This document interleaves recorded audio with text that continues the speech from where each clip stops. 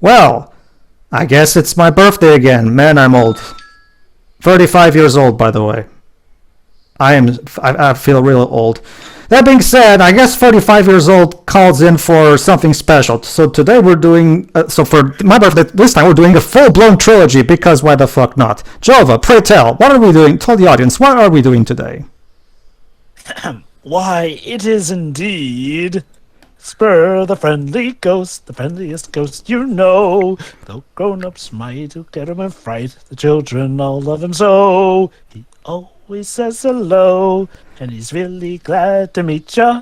Wherever he may go, he's kind to every living creature. Grown-ups don't understand why children love him the most, but kids all know that he loves them so. Casper the friendly ghost. Very good. All right, and that was Jova's cover of Casper the Friendly Ghost, the original. Okay, so here's a brief little history on Casper. Casper was originally a character created by Harvey Comics. It was really popular, so much like Popeye, it got its own cartoon in the 50s, Casper the Friendly Ghost. The basic premise is that he's a ghost that really wants to make a friend. Problem is, every time someone sees Casper, they immediately go, "A ghost!" and they run away. So basically, Casper's tragic, lonely life, where he never makes any friends because you'd think he would make friends with the other ghosts, but I guess he doesn't like ghosts. Maybe humans are more fun. I don't know. Yeah.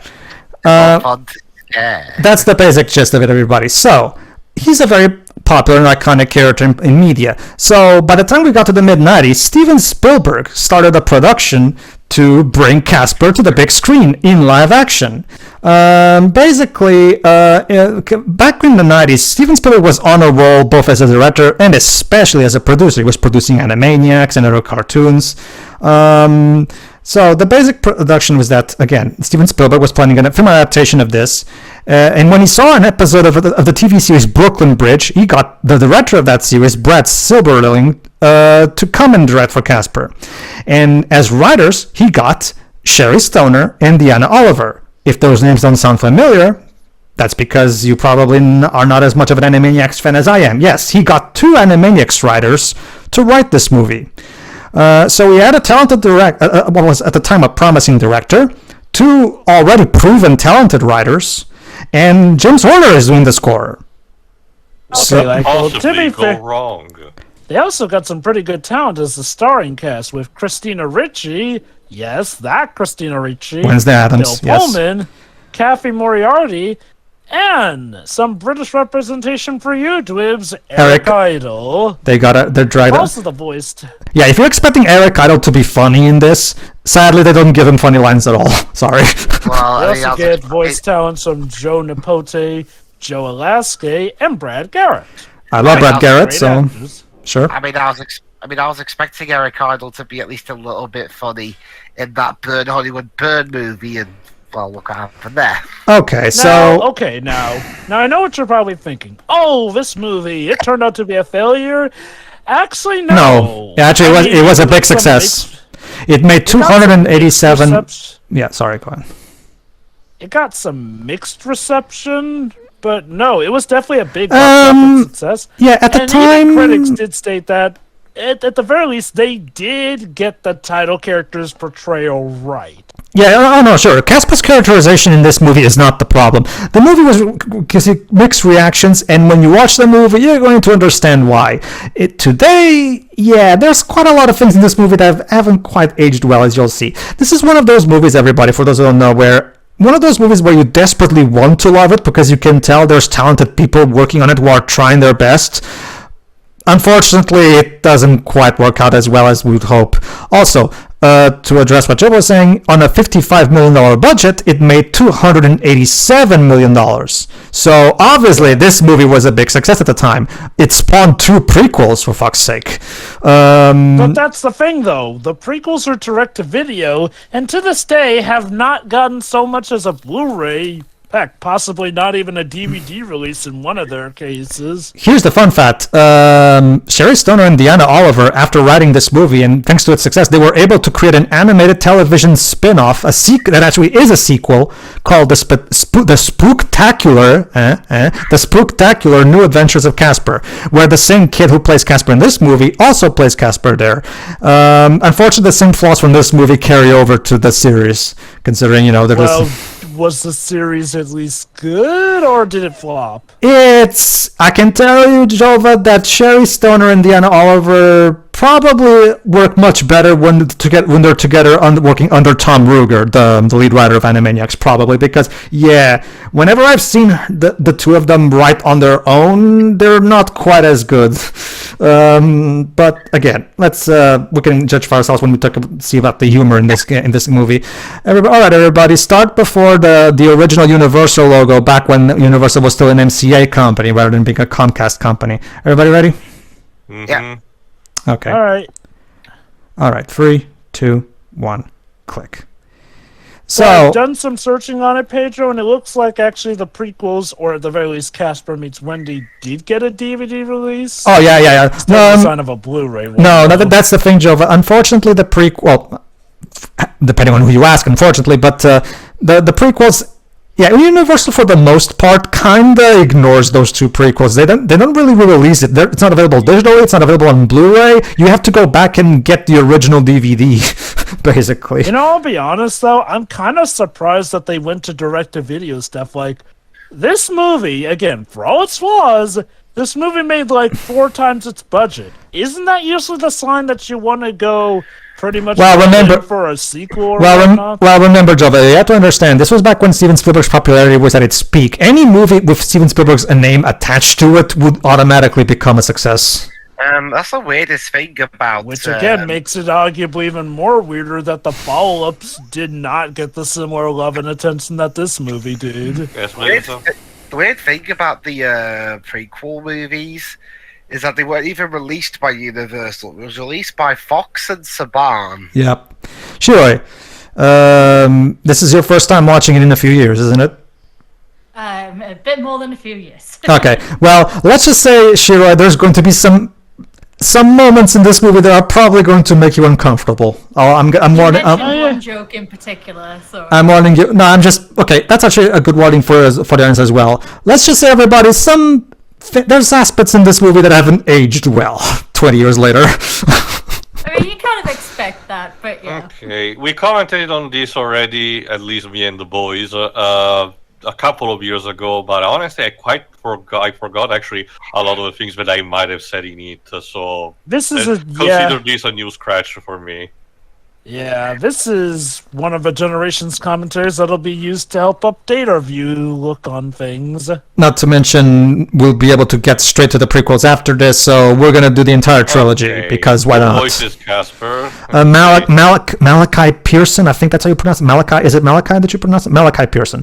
The point is, he was a kid. Wow, this kind of was his career killer.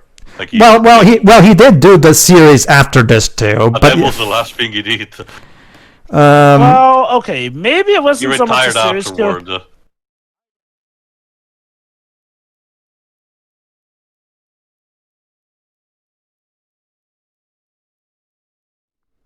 I do wonder if it was so much a career killer as much as just... Ben Stein! No! Decided not to. Hey guys, it's Ben Stein being extremely deadpan. Never saw that before. Oh yeah, here's one thing about this movie. Expect a lot of cameos. As long as you don't let him go on rants about how evolution is of the devil, I'm fine, I guess. Also, we mentioned sounds like TV static. We mentioned him before, but that's literally the point of Ben Stein. We mentioned him before, but what is Eric Idle doing in this movie? See, Theo, as you also might notice by Shrek the Third, Eric Idle's post Monty Python career is not exactly great. Come on now, surely it couldn't be that bad. That's how high in the list is priority. Oh no, Maine, this is a Stephen King movie. Are you familiar with Ben Stein, Shiroi? Huh? Are you familiar with this guy, Ben Stein? Not that much. Basically, his shtick, Sheila, is that he always sounds like he's like 90% asleep, and that's his shtick. The voice is very familiar, though. Oh, that's because a lot of He likes cartoons. commercials. Yeah, he did a lot of commercials and a lot of cartoons, so you probably heard him there. He also Does cameos look in like a what lot I of think movies John Oliver's too. gonna look like in a couple of decades, though. So yeah, the basic gist of this woman is Kerrigan, and her father gave her on her will just a manor, and it's called Whipstaff Manor, which happens to be the manor where Casper and his uncles live.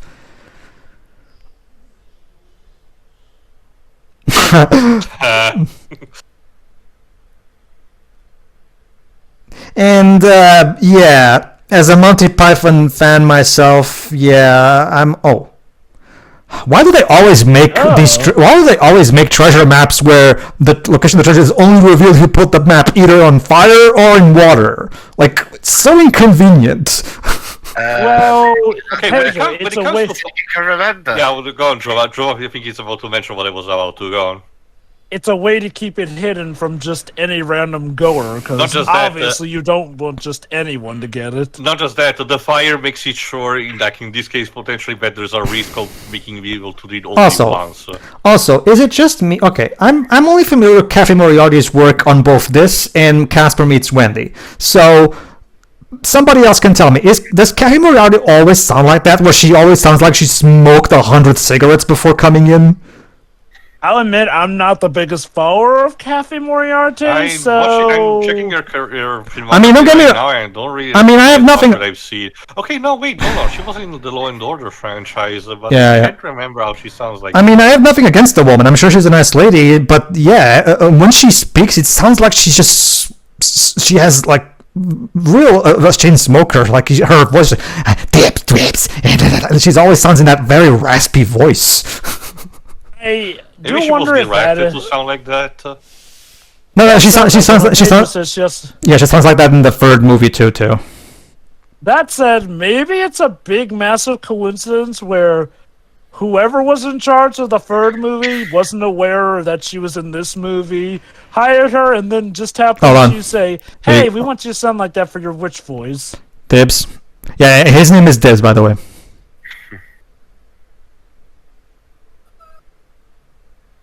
And I agree with Pedro, this is that's Eric Idle's humor. Bad slapstick, sadly. And which again, this is Eric Idle. If you just want somebody who can act like a clown, get Ralph. Not Eric Idle. Eric Idle is way too talented for a role like this. I love that. Is he a drug dealer? That Yeah. would be an interesting title. Casper, the friendly drug dealing ghost.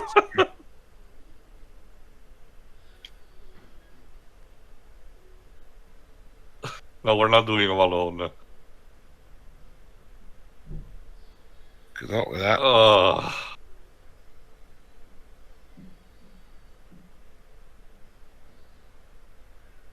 And yeah, Malachi Pearson, I love his performance as Casper. He sounds exactly like how Casper should sound like. Again, to give him credit, to give a movie credit, they got Casper right. Oh, definitely.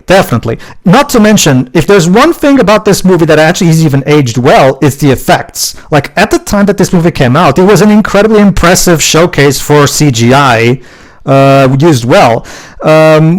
And I will argue that the ghosts still look good. Trust me, when you take a look at how they look in the cheaper prequels, you'll appreciate the effects in this movie even more. 2 years after this, New Line Cinema was pumping up bad movies with very bad CGI. Oh. So, all right, time for the cameos. Again, Well, this is a film that I remember. We technically started More. those with Ben Stein. More. As I mentioned, expect a lot of cameos. Now, eternal shame on me for not actually recognizing this character. But to be fair, I'm not particularly a fan. No, not a fan, but I never particularly watched much of Saturday Night Live. But it's supposed to be a parody from a character there. The actor David Novello playing the character of Father Guido Sarducci. So like Theo said, it's cameos, and they hired this priest to exorcise the house. Let's see how that works.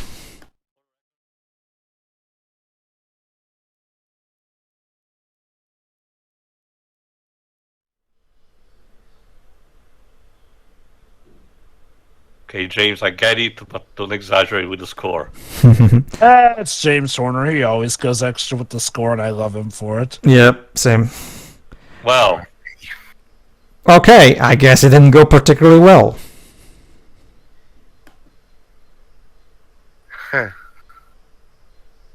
His head melts, I think.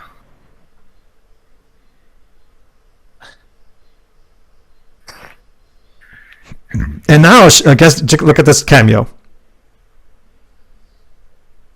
Dan, what are you doing? Dan, what are you doing here? with a mustache. Hey, Dwebs. Bye. Hey, Dwebs. If this movie was done today, they would have done the same thing they did with Eric Cavill in Justice League. They would have CGI'd his mustache. It's like a cameo lightning round. That's the thing, Shirai. For some reason, Sherry Stoner and Deanna Oliver's primary source of comedy is random celebrity cameos. Which, again, this happened in Animaniacs. But in Animaniacs, it was done with better context. And here, they're just random celebrities for the hell of it. Why is Eric Idle wearing the Willy Wonka suit? Now you're probably wondering, how in the hell a Universal movie managed to have a cameo from Ghostbusters, a Sony Pictures IP? They pay the royalties. They pay the royalties, I guess.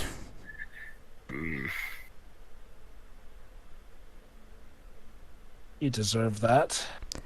And yes, the constructors don't want to demolish the house because there are ghosts in it. And here you go. Like Jova said. Well, Hold on, here we go.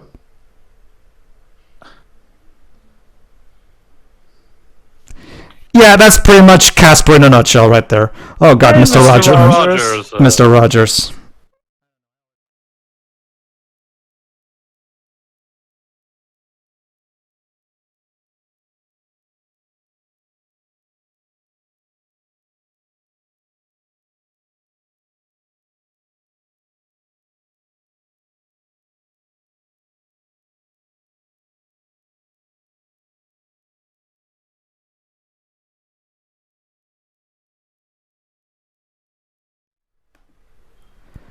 Okay, just like I think I mentioned this in the original, but Yeah, before allow me. checking again this movie, I thought that this guy was Robin Williams, believe it or not. No, it's Bill Pullman from Independence Day.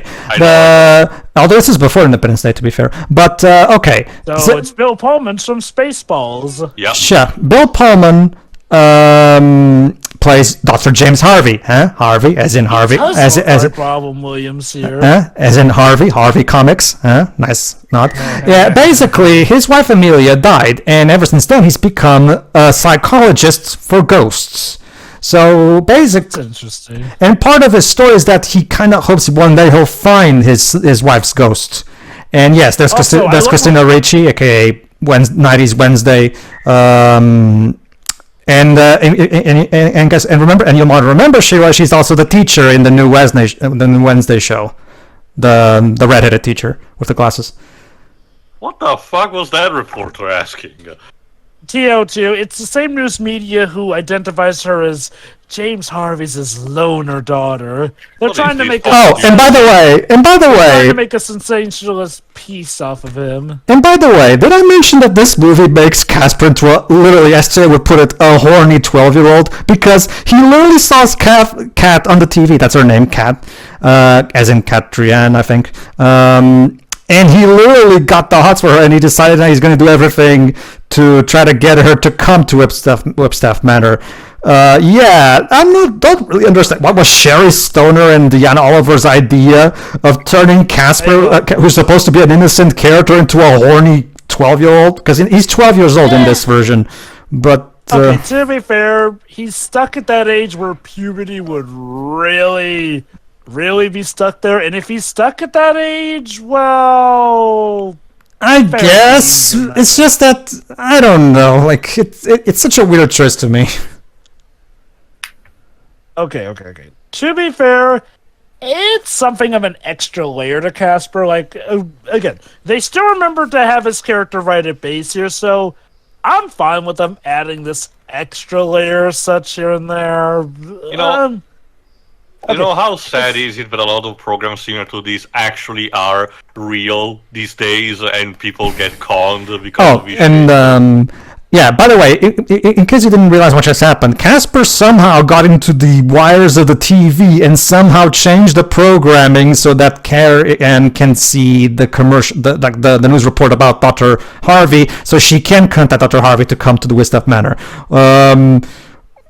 I will give Casper this. He's a very quick planner. Like, seriously, he immediately thought of exactly what to do. Not to mention knowing where the character was leaving. Yeah, that too. People say, yeah. Okay, so basically The song.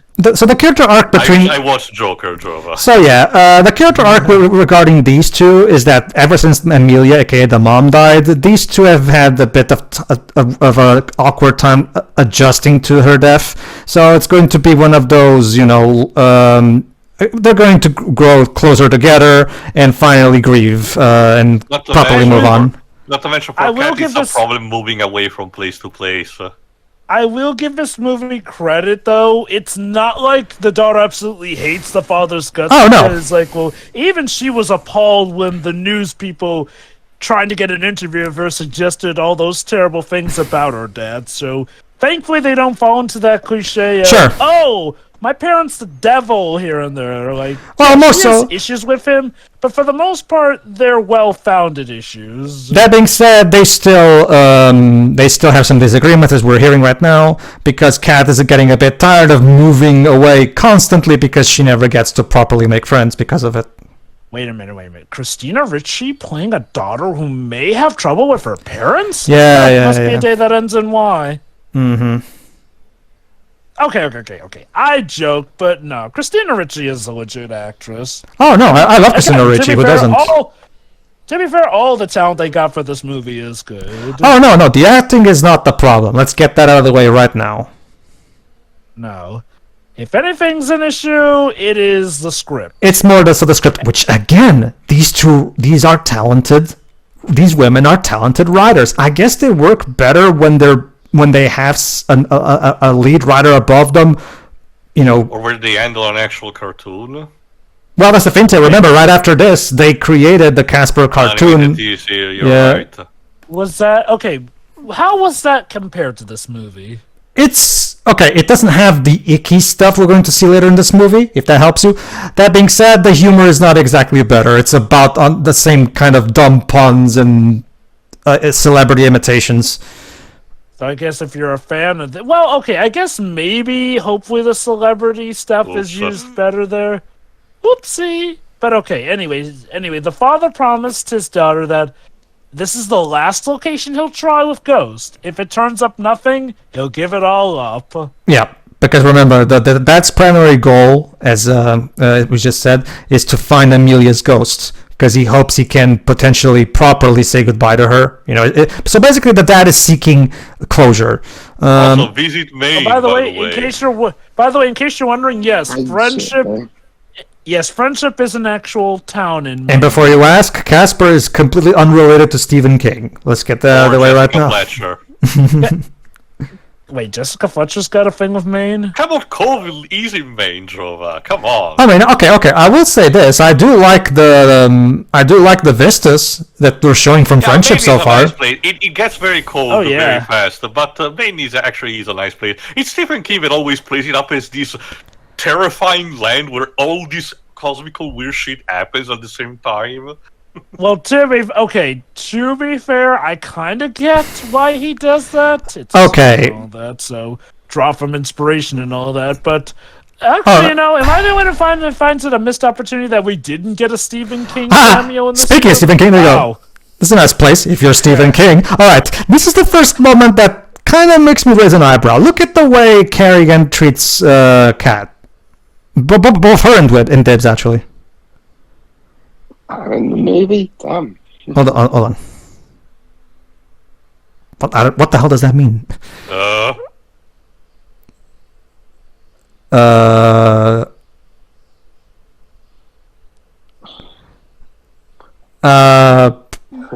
Personal Spaces? Jesus. Okay, in Italian dub, she actually tell you're dislodging my lower bone, like my jawbone. Like, she was actually more rude there.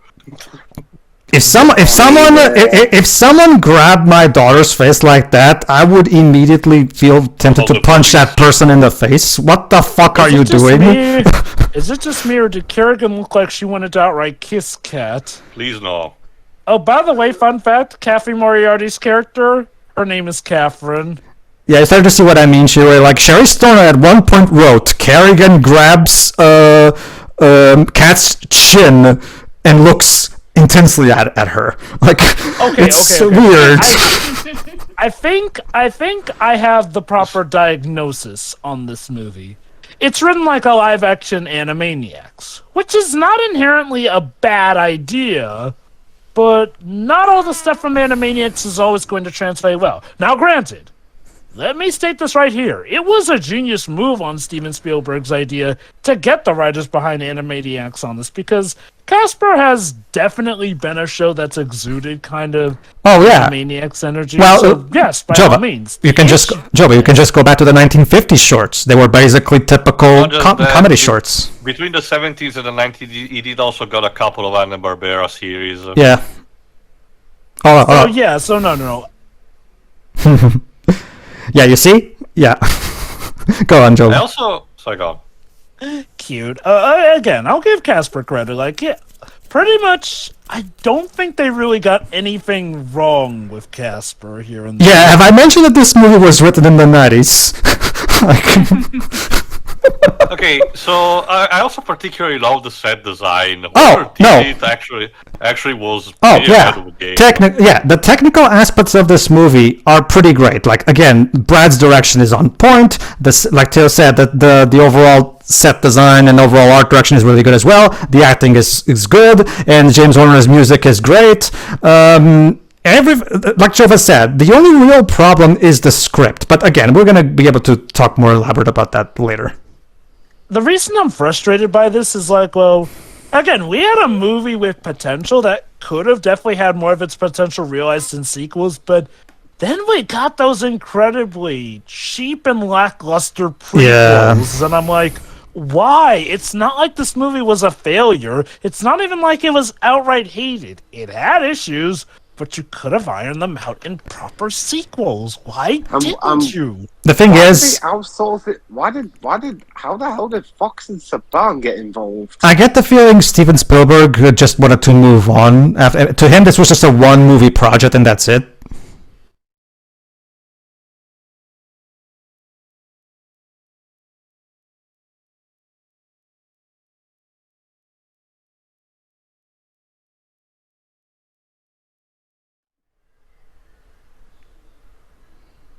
Ha ha ha ha. Disney will be suing you in the morning. Well.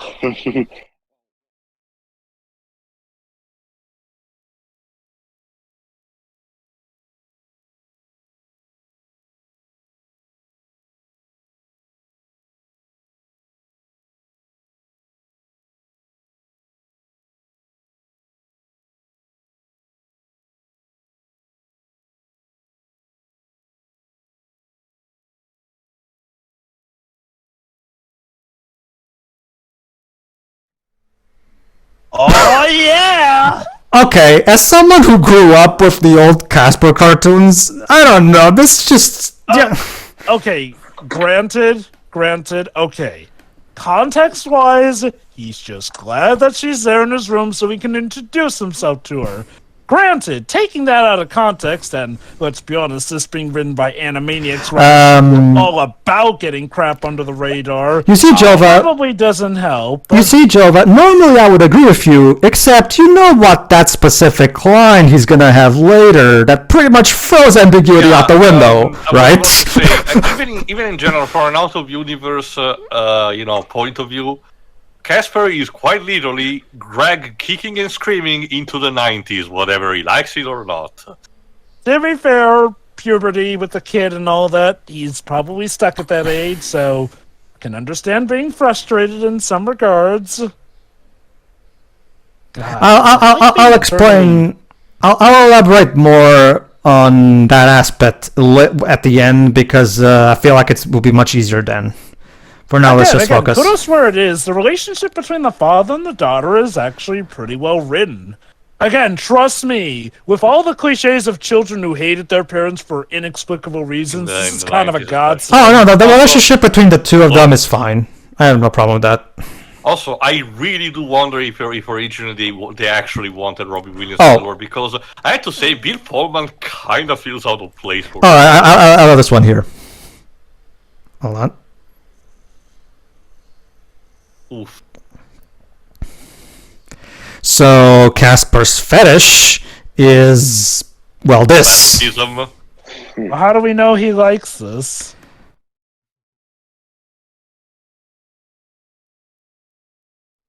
All right, time to take out the trash. I guess. Actually, no. If I calculate, these are more stuff that. Oh right. That she has. Why trash bags though? Dirty clothes, I think. Oh, yeah. Okay, trash bags are great for extra storage if you really just don't have many bags on you. So, Shiroi, what do you think? Should we say hi? You. No. But Casper really wants to be friendly. He's the friendly ghost after all. Right?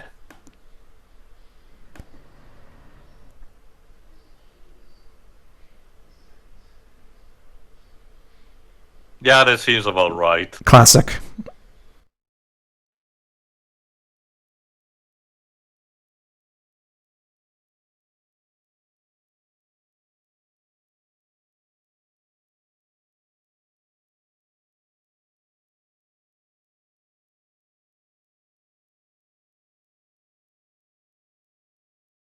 Oh, come on, like... He's not that ugly. Okay. Don't get me wrong, I love Bill Pullman, but he's about to have a really weird moment right now.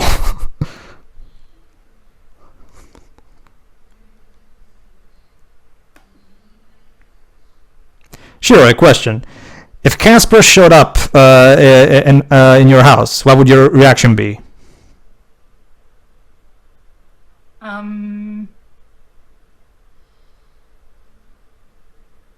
Who you're gonna call? Have the cat deal with that? I don't know. Well, so you wouldn't scream or faint, at least.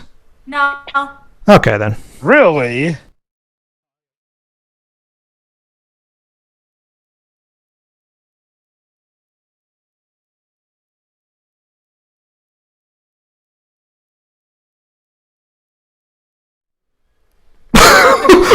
What the hell was that? Are you getting stabbed? What the fuck happened? No, it's not. The shield. It's not just the way he delivers. It's not just the way he screams. The way he moves his mouth, like, it's so weird.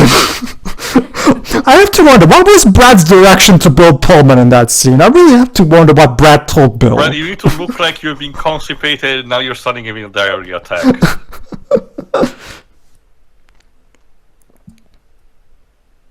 I thought you said it was fine. Oh, here you go. Huh?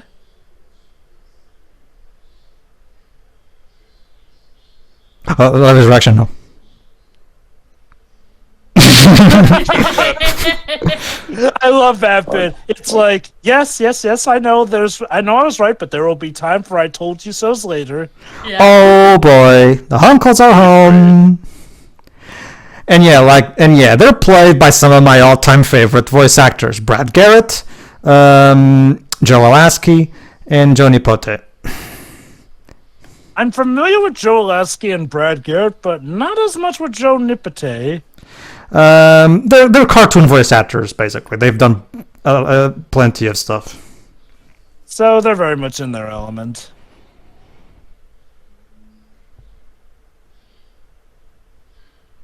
Like, unfortunately, Sherry Stoner and Deanna Oliver don't exactly have the best lines to give them. Fortunately, these actors try their freaking hardest to sell the lines, and they do manage to sell some of them, but sometimes even they can't say some of these lines. You'll see some of them later.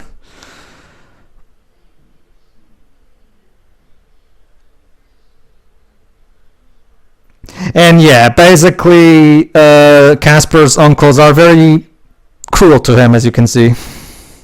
Were they like that in the original cartoon? No, these uncles were actually fought up for this movie. They weren't part of the original shorts. Ah, okay. The uncles are actually original characters by this movie. Yeah, because in the original shorts, Casper's just on his own. Because remember, the thing with Casper in the original shorts is that he's always alone and he can't make friends and sad and all that shit.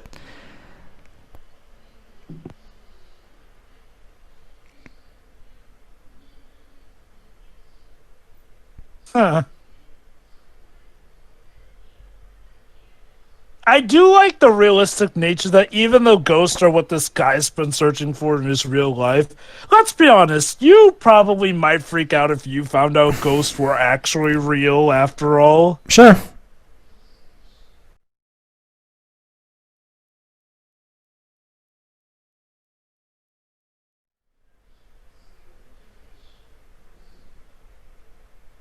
Brilliant. Have fun, kids. Yeah, here we go. Now we're going to get that scene that I mentioned earlier.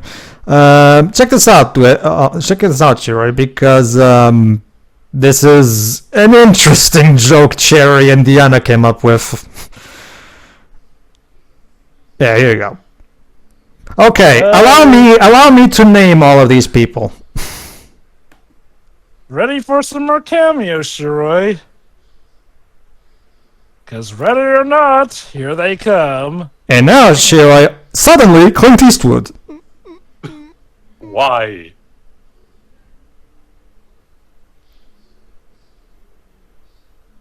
And now Rodney Dangerfield. And now Mel Gibson. Oh god. And now the Crypt Keeper. The Crypt Keeper. Okay, just to let you know, I think I mentioned this in the original. When I watched this movie as a child, I had no idea what Tales of a Crypt was. So when that cameo popped up, I freaked out because I was so sudden. I can understand. Oh, hold on. Wow, brilliant. Yeah, that's the thing, Sheila. Most of the writing in this movie is just bad puns.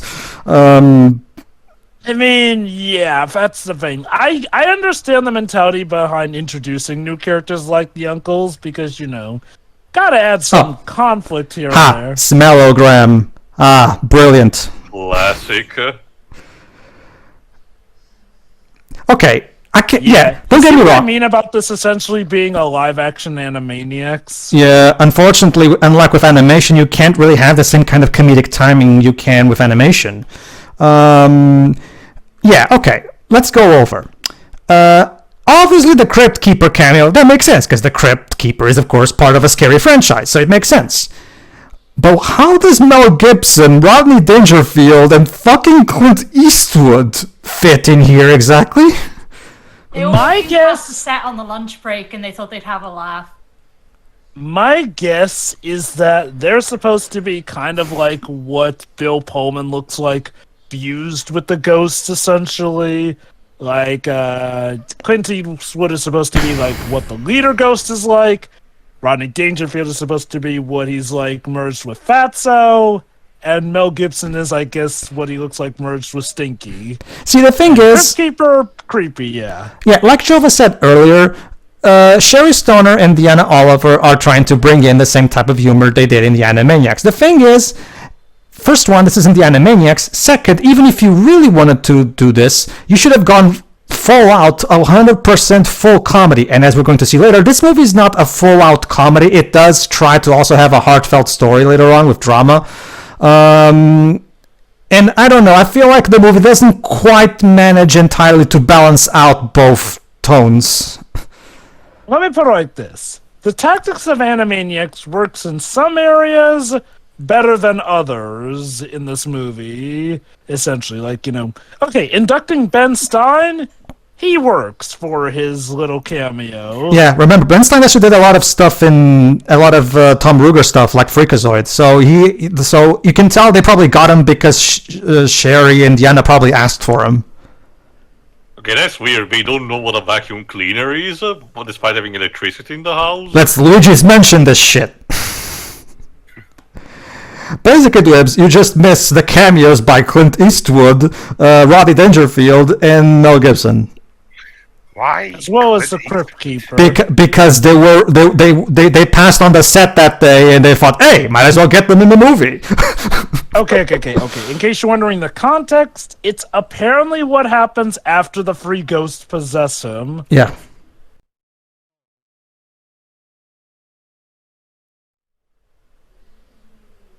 Oh dear God, that was a dick joke.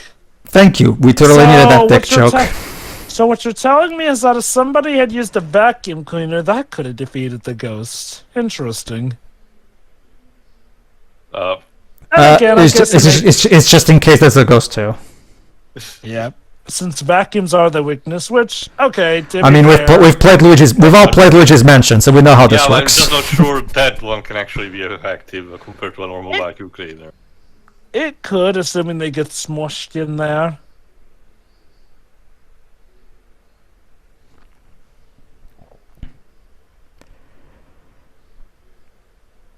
So yeah, our first day didn't go the best. Oh, yeah. Let's try again.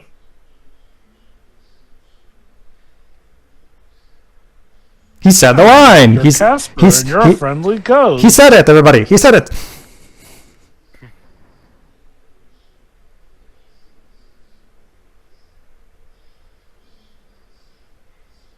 Oh, come on, Wednesday. You're used to this crazy stuff. Yeah, and now this is where we start building the friendship of Kat and Casper. Actually, come to think of it, was there ever a full-on ghost in the Addams family? Depends on creatures, but depends on which version you're talking about. All of this line.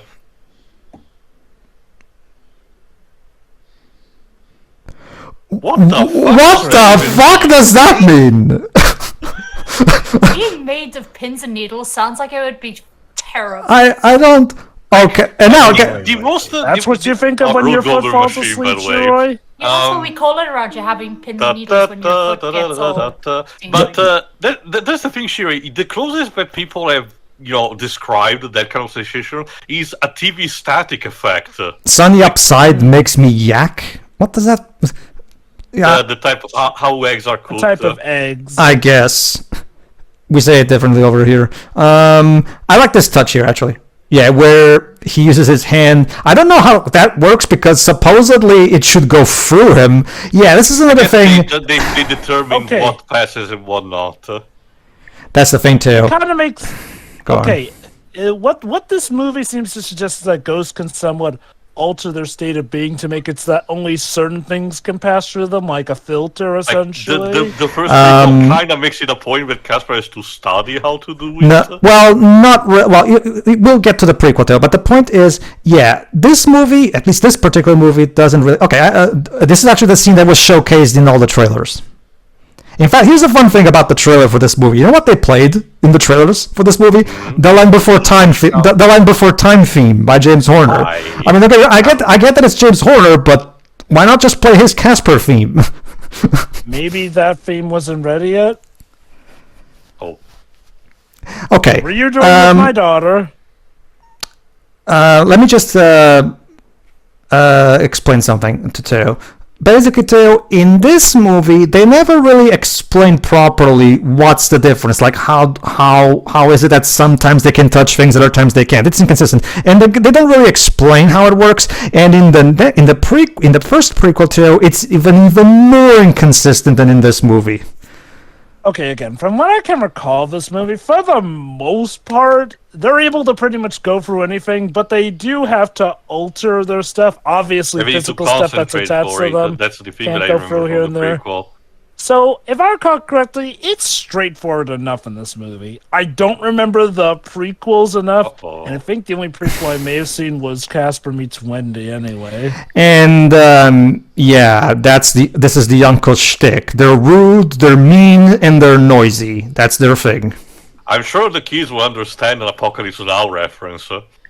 Well, yeah. Well, and to be fair, tons of people have heard that theme. Okay, so ladies and gentlemen, this movie just introduced a slur aimed at people who are flesh and blood. Fleshies. There you go, ladies and gentlemen. I guess we're all fleshies here, so we can say it. But ghosts can't say it, I guess. Seriously, I'm totally going to call that. Considering how insultive he sounded when he said it, I'm going to assume that was meant to be a slur for him. Well, now I'm not hungry anymore. Or his appetite.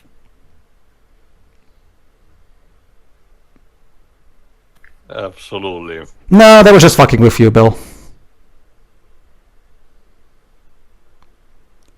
And yeah, most of the time they just call every human some kind of flesh-related pun. Bone bag, fleshy, meat sack, something involving, they have, get it? Because they're alive and we're not.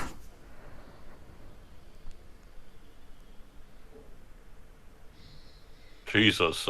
Ghosts.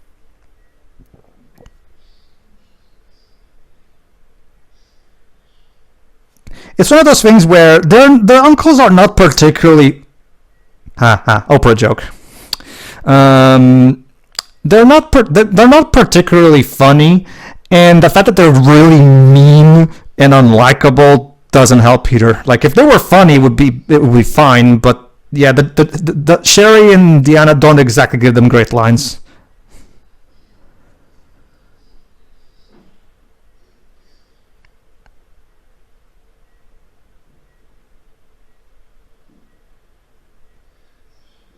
Also, there's your Adidas product placement, I guess. Pretty sure that was a Nike. Oh, was it? Was it Nike? Okay, Nike product placement.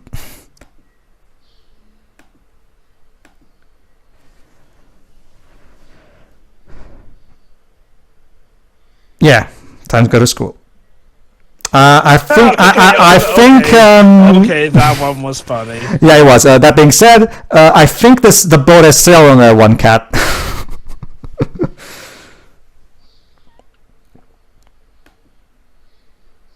So clearly, we need a little wily arc about us And learning to therapy. understand one another.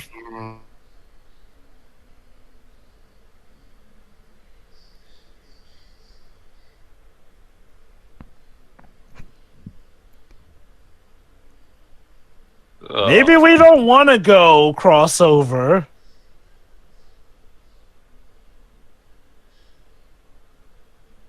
Okay. If I had to be... Hold on, Tail. Look at that! I just found the bitchy, snooty female bully character. Yeah. I forgot It's if the I 90s after all. properly Yeah. but the weakest part of the movie to me instead is this entire subplot of Kat going to school and having to make friends that are potentially love interested. To me, it drags heavily the movie down.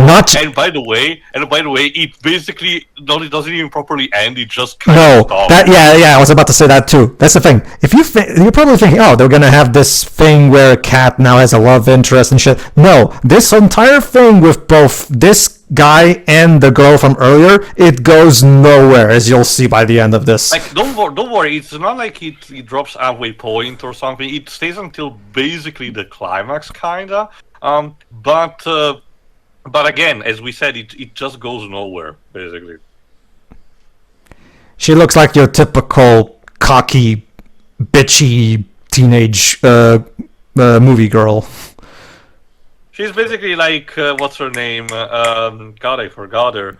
All right, this guy. The character from Gravity Falls. I forgot. I do wonder if these bits with the school thing, if these were executively mandated, because okay, for all the issues we may have with stuff like the uncles and maybe some of Casper's remarks here and there, honestly, if the movie focused mostly on the ghost stuff, we'd probably be fine overall. Like the whole everything involving with the school kids and boys and whatnot feels superfluous. Also, he just said. Let's meet Harvey Kathleen. Okay, last I checked, it's in Japan that you have the last name come first, the family name come first. Okay. To be fair, he might have been reading her off the registry, in which case they do tell you about your last name. Right. Oh, look, Casper in Mount Rushmore. Well, this is a Casper movie. Alright, the teacher is played by Wesley Thompson. Weird that he didn't have he had a small cameo in Iron Man 3 more recently. Whereas that. But his career is plentiful. Okay. Let me see. I wonder. Mostly TV stuff. Check this out. So all the kids are laughing at Kat. So Casper decides to exercise some justice by literally tying all of their shoes together, so that later when they get up, they trip. But the thing is that apparently Kat lives in the cool place. Yep. Well, not more so to that they're surprised that she lives there because, again, that manor is famous for being haunted.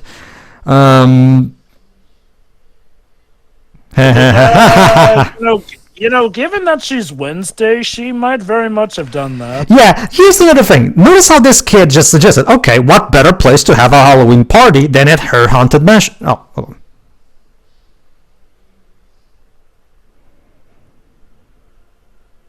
Actually, doesn't the teacher have anything to say on the matter?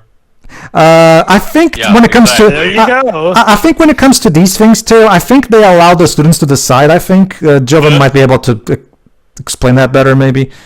I mean, honestly, it's not like the teacher would even have jurisdiction over where the kids hold a party, as long as it's not on school grounds. Well, I can tell Jova that the teacher also goes to set parties. So Theo, I guess, was going off this that it has related to the school somehow. They don't really explain it, so it's not. The children might be also a serious possibility, but this is, for better or worse, important. Oh god, this scene. Okay, if you think the uncles are already unlikable, then wait till you get a load of this. This scene that we're about to get is so mean-spirited and so unfunny. Oh my god, yeah. Probably my most hated scene, definitely the worst scene in the movie to me.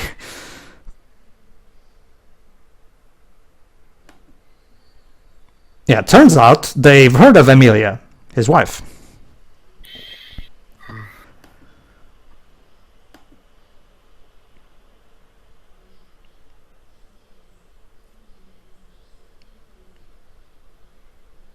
Yeah, this isn't about me, it's about you guys. See, I get what they're doing. It's the typical Looney Tunes thing of, oh, the doctor tries to probe into the character here, but the character ends up turning things back on the doctor. I do not think that this is necessarily something that should be treated that much as a joke. Oh, No. well, not just that, Joe. You'll see. Hold on. Let's wait till it actually gets to it. So yeah, turns out they apparently can help him meet Amelia's ghost. So, okay, we're only halfway through the movie, and I guess he's about to finally get his goal. So, let's see. Hooray. Okay. To give Pullman credit, when it comes to actors who have to interact with something that's not there, he's doing a pretty good Oh, no, job. like we've said, the acting is not a problem here.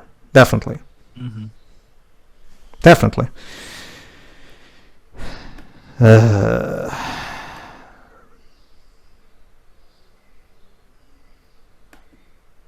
They even asked James Horner to play this particular film. No, James Horner is trying his best, but yeah, let's just say this scene just doesn't work. Period. As you're about to see. Okay, so Go towards the wow,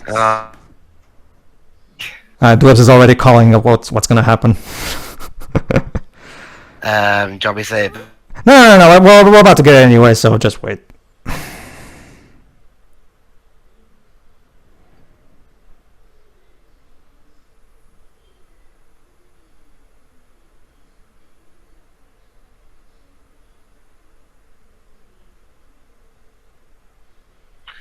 Thought so. Okay. We just got pranked. And yeah, from this point on, I absolutely hate the uncles with all my being, and I will not the movie will in no way make me turn around and like them at this point. At this point, they're just at this point they're just fucking despicable. Like Okay, so first up, Pedro, you were a bit off in thinking that the man's goal was to get his wife back. Like, okay, he did state that was not his goal here. Like, he was inspired by Amelia's death to try and console the dead and try and help them move on here. Now, the idea that Amelia may have been around was definitely enticing to him. Sure. Okay, I'll admit, the first time he commented on this, yeah, I absolutely hated that joke, and I really did hate those ghosts here. Nowadays, okay, let me put it like this. The joke still is pretty bad, and it really does show that this movie can be mean-spirited. Again, in Animaniac fashion. Mean-spirited. Yes. That being said, I can get where they're going. Oh, wait, this bit. So yeah, these two are now. Wait, hold on. I keep forgetting what's the blonde character name in Gravity Falls? I forgot. Monica Prestwood, I think, or something like that. So yeah, they're planning something to ruin her party. It's not gonna pay off. Sure, right. How many Anyway- despicable people are in this movie? You were saying. Let me just recap. Let me just quickly recap before you continue, hold Joe. on, let because- me- Go on. Let me finish my thing here. Like, nowadays, okay, the joke was bad, but I do get it's part of the uncle's development and bonding with the dad here and there. I do not think it was a particularly good joke. Do I think that they're absolutely irredeemable? Well, I don't really think they're supposed to come off as redeemable. Like, okay, as we later learn out, it turns out that being deaf kind of makes you less mature to quite a serious degree. So apparently the point of their arc is to actually realize when they're going too far in that regard. Not and to they actually mention, do get someone that they one like. thing established from the beginning is that Hold they on. only aim to just prank and not to kill anyone. Hold on. So basically, Casper wants to go to the. Oh, listen to this. Okay. You got things confused a bit. What an incredibly confused joke. So he turns into Superman, but quotes the Terminator? What? And Sherry, she died. Diana, did you think before you wrote your jokes? Like, what the hell kind of joke is that? That's not funny, that's just confusing. I don't want to go for a swim. And guess what? We follow that with a heartfelt talk about The meaning of life. the meaning of life.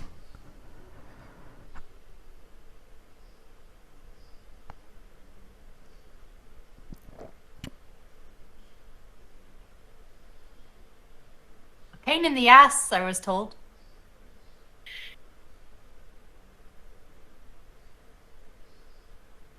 Okay. Now, to Casper's credit, based off of how he does some of his actions here, it is alluded that times were different back when he was alive. Sure.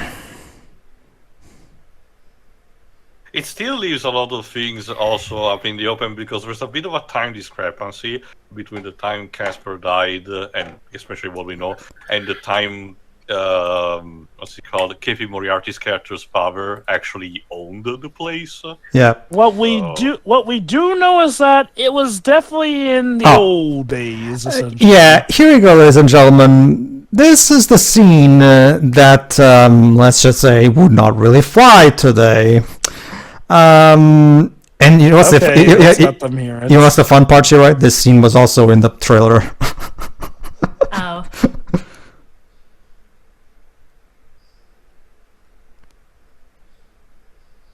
Interesting.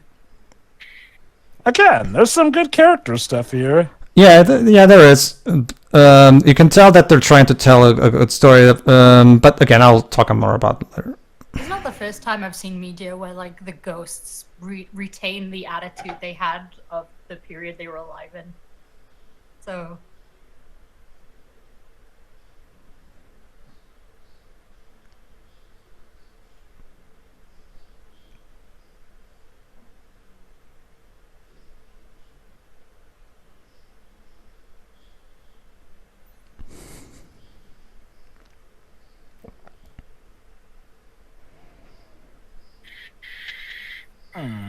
Okay.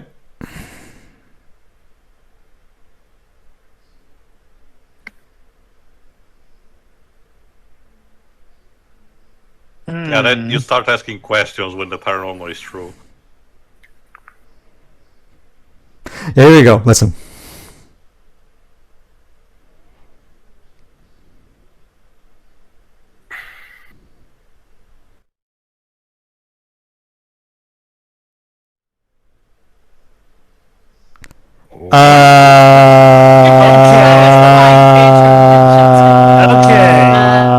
personal space, dude. Personal space. Okay. literally Like just I met. mentioned, It's like the hook Like thing I- again, but go on, Joe. like I mentioned, it's implied that when he was alive, you know, he's from an older time where that stuff probably would have been more And as you acceptable. can, this is imagine, probably his three to uncles highlight that. his three uncles are not exactly role models. No, not at all. So honestly, I get where they're coming from on this line. Essentially, See, the problem, Jova. doesn't know better. See, the problem, Jova, is that scene is meant to be sweet, and to a modern audience, that line really breaks the mood because of how icky it sounds when we listen. Okay, I feel like what the movie should have either done was pick a different line, or really, and I do mean, really emphasize the case that he's from older days. Like, technically they do that, but that's after the line, so first impressions of that line are probably not going to be good. Casper, the friendly yonder and like I said, Jova, remember, the "Can I keep you" line was actually in the trailers, so a lot of people saw that line completely with zero context. So these are product placement, I guess. So yeah, she wants to look nice for her date.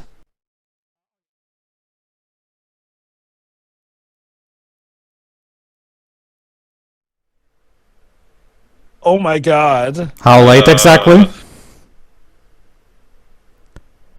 Oh, thank god, okay. Okay. I'll give the writers credit, they at least caught on to that implication. Yeah. Anyway, let me just quickly recap something for Shiroi. Basically, Shiroi, in case you didn't see what happened with the uncles earlier, they started acting really sweet towards the daughter, saying, look, we can help you see your wife's ghost, so you can talk to her and get closure and shit. But turns out it was just a really mean-spirited prank, and in my opinion, it makes these characters who were already not exactly, not that's all, really detestable to me, and the movie's going to try to make us come around and like them, and be more sympathetic. But to me, after that scene, I just can't be bothered. I already did say my piece, said yes. When we originally watched this, I absolutely hated that bout. To their credit, though, as we find out, being a ghost really does desensitize you on some stuff to an unhealthy degree, especially since it arguably makes you way less mature. And the ghost uncles do come around here. My personal take is, I still do not think that was the best scene to put, but I'm not at the point where I would find them completely irredeemable, especially given the more we learn about how ghosts work in this. See, the thing is, Jova, that thing you just mentioned about how, like they're operating, like being dead makes you like that.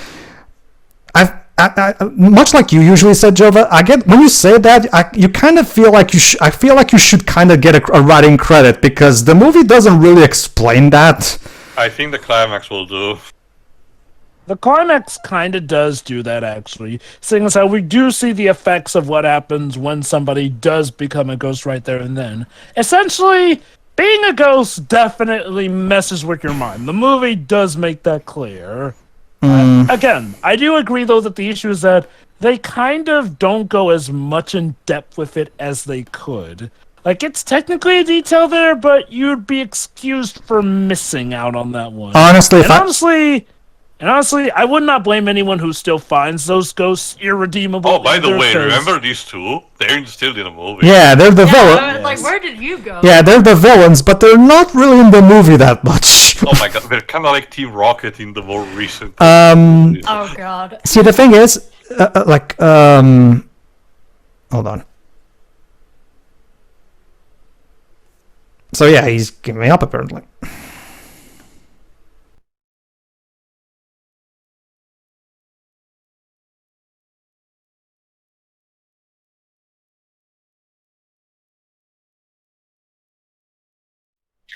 What's it called when you pretend to be somebody just to troll them? Gaslighting. Gaslighting, I guess. Yeah, that or whatever the other word is. More of an aspect of it. About, Happy hour. So guess what? The uncles see that he's kind of bummed out, so they're gonna get him drunk. No, okay. This is actually one of the few moments where these two are funny, actually.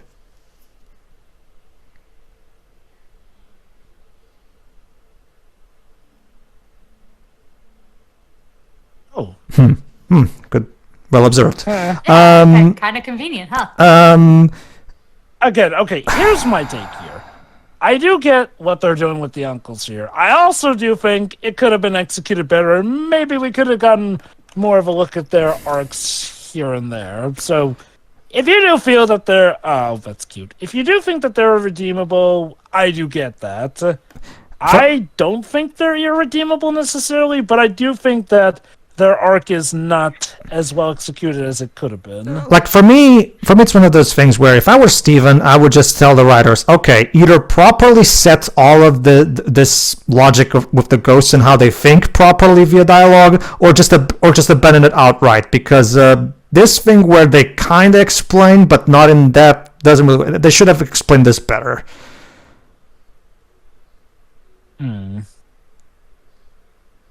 If that's really the logic they were going with, then they should have made it more clear. Actually, I've been looking over this, and while this is definitely Steven Spielberg's production company, the Wikipedia page doesn't really mention Steven Spielberg on, like, the team for this one. Like, okay, now, I do recall he was the one who posted the writers, but other than that, I'm not sure how much pull he had regarding this movie, which, again...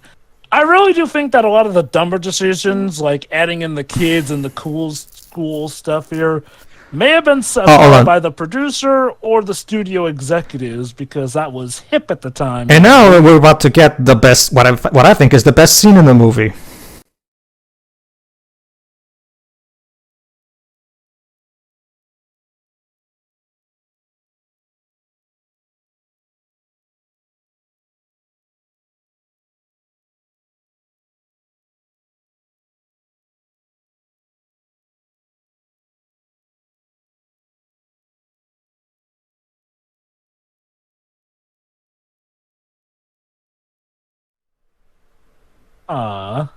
Hold on.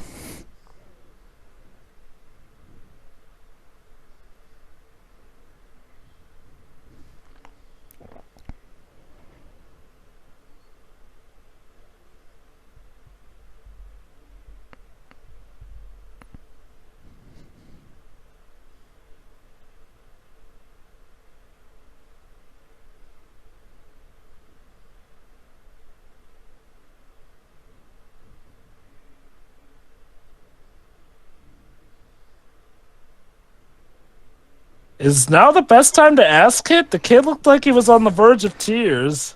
Oh, there you go. I actually like this line here.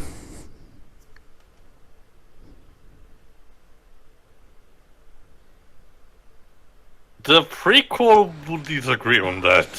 Yeah, and that is what the whole movie should have been about. Why can't the whole movie be about that? Okay, that's what the prequel is for. But the prequel doesn't do that. The prequel is the story of how he met his uncles. That's it. Not to mention I kind of get the idea that the backstory of when Casper was alive should be something that we probably should have seen, maybe in a stylized flashback. I get the idea maybe that they had the script with that in mind, but they could not implement it, so they retooled it as Casper just narrating it.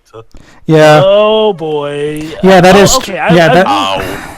Ouch. That is true. See, that scene is really good, but like Theo just implied, yeah, it would have worked even better if we saw it as a flashback instead of just being told to us. That being said, yeah, like to me, if I saw the script to this movie, my first mandate immediately would be, yeah, you see this scene, make the whole movie focused on this. This is the best thing you've come up with in this script. Why not focus on this? I'd rather focus on that than everything else, honestly, because I don't find the villains particularly compelling. I don't care for the uncles, like I said. I would much rather have us focus on... And yeah, for the record, for those who don't know, Casper's backstory of how he died has never been told to us by the original creators. Like, it was... hold on this bit. Casper's dad, really tricked out the house a bit. Yeah, basically. Logic of Tom and Jerry cartoons, don't fail me now! You know, I wonder, Universal Studios had an attraction based on this. Yeah. But yeah. I wonder. But yeah, like I was saying. It would be their own haunted mansion. But yeah, like I was saying. It's like, in the original run, like in the original shorts, in the original... Wait, sorry, I gotta address this. Hey, Casper's dad, why did we have to make It the has intro stopped to here, this? by the way. That's actually Thunderstorm and everything. they're actually going to explain why, believe it or not. Just check this out, actually. I guess I'll wait. World Goldberg stuff. Yep, Casper's dad was something of an inventor, it seems. So, yeah, first they puff them up, and then you brush your teeth. There you go. Okay. It's supposed to be beard cream. Shaving cream. And speaking of that, razors. Shower. Yeah, we'll Sprinkling. leave those. We'll leave those for another time. So, yeah, what you just saw, Shiroi, is how Casper's father used to wake up. This is his waking up machine. Proper bow tie. There we go. Weird. Can you imagine us waking up like this and having your shave done like this? It's like a full raw meat invention. I wouldn't want this hellish contraption. Yeah, she calls looks it hellish. traumatized. He calls it hellish because he hates ties. But yeah, let me just quickly finish. In the original strips and shorts, Harvey Entertainment never actually created a proper backstory for how Casper died. That's never really the point in the original shorts and strips. But yeah, it was really cool of Sherry and Deanna to come up with a proper backstory for Casper. And it's a very sympathetic backstory. I just wish the whole movie focused on that, because that scene would hit all the hardest if the movie had better build up to it. And yeah, Eric Idle is still not really funny. Which Okay, I will give this movie also some more credit here. For a movie that is definitely highly comedic, I do appreciate how they're willing to get pretty serious, like in regarding Casper's death. And it is a pretty gutsy move for them to try and come up with an origin story for it as well. For me, it's one of those things where I kind of wish the movie would just focus on either that or being a full-blown comedy. Like, because I feel like the movie would be a lot stronger if they focus on one of these two things instead of trying to balance out two. Honestly, I don't mind them bringing in the bout of, how Casper died and, maybe being a bit serious about that. Again, I feel like the major issue is just anything having to do with the school dance and bullies, essentially, because they essentially waste time that I argue could have been used better to flesh out the respective arcs going on in this movie. See, the thing is, on a vacuum, that scene is really good. Again, James Horner's Casper theme that he came up with. Frankenstein. Yeah, Frankenstein. James Horner's Casper piano theme that he came up with for this movie is really good and really punctuates that scene. But to me, that scene doesn't really hit as hard as the writers want, because it kind of comes out of nowhere. Like, it doesn't really feel like there's a proper build-up to it. Oh, here we go. Ladies Ladies and gentlemen, the Lazarus Machine. Yeah. Let me put it in the simplest way I can. This is a movie of two faces, and both faces don't really seem to fit well together to me. It kind of really feels like a point-and-click game. Oh my god, you're right.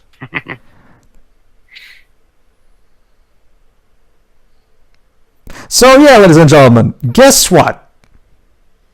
No, wait. Yep, you probably won't believe it. Yeah, because That thing looks a bit like the mechanism from Scooby-Doo 2 Monsters Unleashed. because the third act is where Sherry and Deanna start really getting weird with some of the reveals, some of the plot points they introduce. Oh boy. So yeah, so here's the vault that supposedly has the treasure that they're looking for. Yeah. Honey, do you know how a safe works? I'm pretty sure you're not going to be able to open it that way. Well, I guess their figuring was that this would be a vault that's so old that you could practically just burst in through it. There'll be a poorly constructed safe in that case, but okay. No. Their logic is that age has withered away in it. Yes, ladies and gentlemen, in an attempt to try to revive Casper, but unfortunately he died before he could, like we just established, somehow Casper's father found the secret to returning people to life. How, with that soup thing that somehow powers this machine that somehow returns you back to flesh and blood? The thing that I think the thing that irritates me a bit the most about it is that they make such a big deal about the fact that the vial is the only thing that the only thing available. But they make no attempt to search the studies of the father to see if they can replicate the liquid. Or heck, any scientist in general, but hey, this way Casper will be alive. It's making artificially the stakes of the movie. So let me get... Guys, that's right, guys. We're totally gonna make Casper the friendly ghost, no longer a ghost. Yeah. Allow me to recap what just happened for everybody. So we had that entire comedic scene with the uncles, followed by Casper's tragic backstory, followed by now trying to revive him thanks to this machine that his father conveniently constructed. Like, yeah, this movie is just piling on things, and it doesn't. And to me, it just feels like the movie is just kind of. Let me put it this way: the movie goes beat for beat for beat for beat, but there's no actual tissue connecting both beats. Like it literally goes from one completely different scene to yet another completely different scene right after, and there doesn't seem to be a proper transition between plot points. Go on. Not quite. Alright, so when it comes to this whole thing, this is technically connected to the starting plot regarding the treasure and these two who are the main antagonists. Yes. The problem is that the movie kind of forgot that these guys exist. Yeah. So it does feel like it comes out of place, but technically it is connected here and there. Again, less time spent on the school shenanigans, honestly, and just more time spent on building up the plot in general. Sure. I agree. If you were a ghost. Oh, don't kill Eric Idle. So now Kerrigan wants to kill Eric Idle so that he can become a ghost and pass through the safe door. Also, I gotta love. Sure. Wait, I gotta love the. where did you get that? How quickly did you got? Not just that. Where did you get that? Like. Also, gotta love the logic that their first thought is, let's turn into ghosts and right there instead of asking Casper the combination. So yeah, Kerrigan fell off the window. Okay. Kerrigan died. Supposedly. Oh, never mind. Turns out she's still alive. Nope. I guess she fell on top of her own car. Yeah, I can really starting to see how you guys make comparison to this was done by people working on Animaniacs, because the beats go very fast. Yeah. Have some cartoon logic or suspension of disbelief. Like Eric Idle managed to get into a suit of armor in 2 seconds. Oh, and now check this out. Yeah, Kerrigan didn't really notice that she was there, so there you go, she fell. And now, and now, what you're about to see, everybody, is a line that would not fly in today's kids' movies. Because, the 90s were a special time, as you're about to hear. Hang on, let's hear it. Like your career. No, it's not this line. It's Kerrigan's line. Hold on.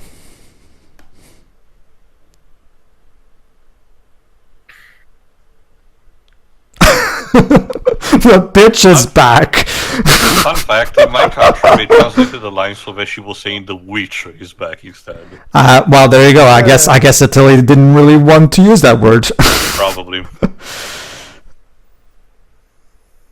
And yeah, Dr. Harvey's drunk. And check this out.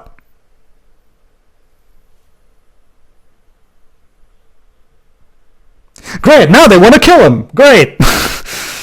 Hey. I'm sorry, Joe, but I just can't get behind these characters. Why are you saying that to me? Well, I know that you don't agree with them being irredeemable, so.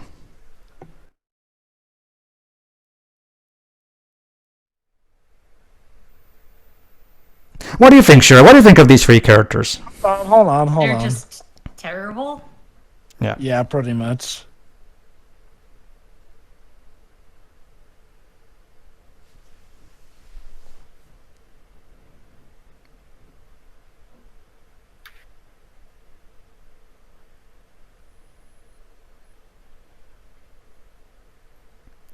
You know he can see those through you, right? I guess the logic is that he's drunk as shit. He doesn't recognize that.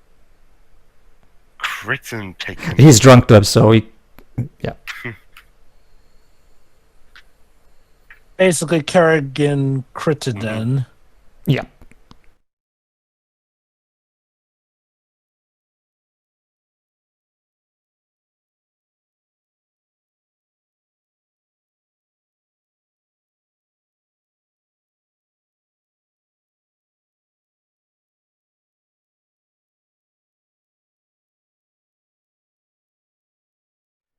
Yeah, sorry. To me, this doesn't feel earned at all.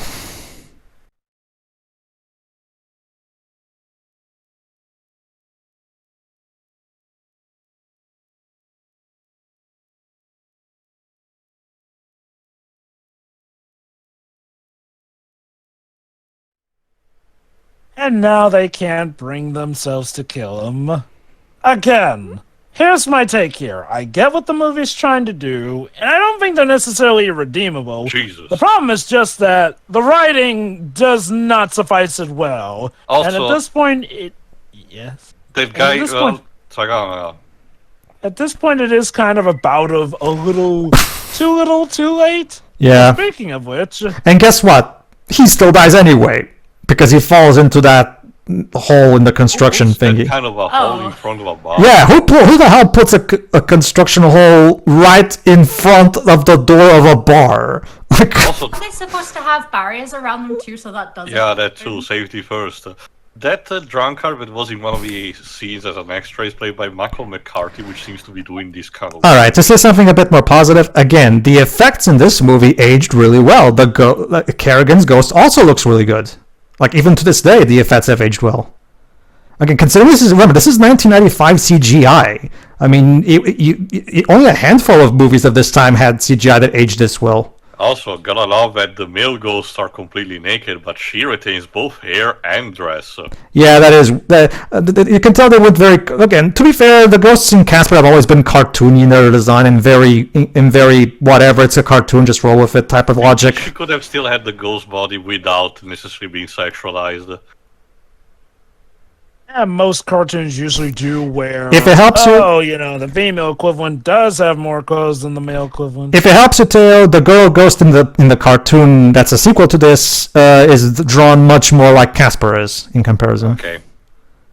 She has a bow on her head, but Bye. again, that's just, typical cartoon logic. Well, good thing the chair has a reverse mode. I might as well, I guess. Just what I always wanted.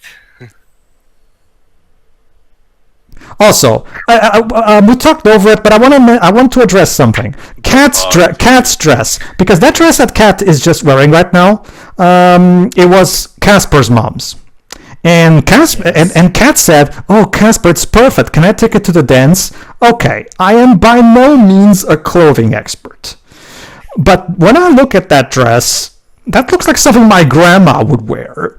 Is that really cool dance clothes? Okay, to be fair, Pedro, it's a Halloween dance party, so... I'm more concerned by the fact that, it's actually her size. Was Casper mom that small? Apparently. Go on, Yeah, it could be from her younger years, but honestly, in terms of, my guess is Kat wanted to go for the whole ghostly bride appearance, in which case... Eric. Yeah, that's great for a Halloween party. Well, it's finally happened. Eric went nuts.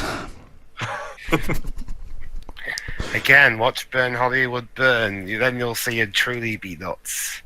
Is that a good move? Alright, hopefully now we'll be able to finally turn Casper into a living boy. Oh, sorry, Kerrigan. I forgot about Kerrigan. Yeah, sorry. Poppin' fresh.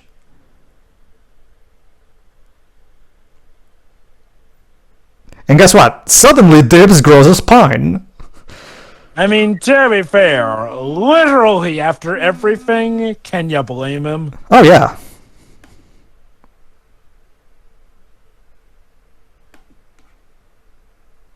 Always look on the bright side of life.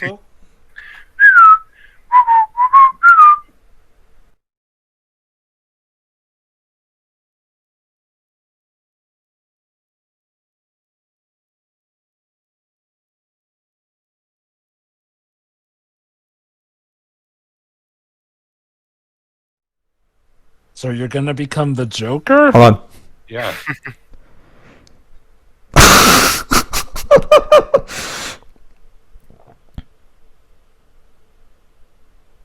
And That's Harry Keitel of a movie. that's by the our, way. that's Harry Keitel's role. Although, given that we never see his ghost, That being said- he survived that. That being said, the way to defeat Kerrigan is actually pretty clever. Check this out. Yeah. It's a diplomacy track.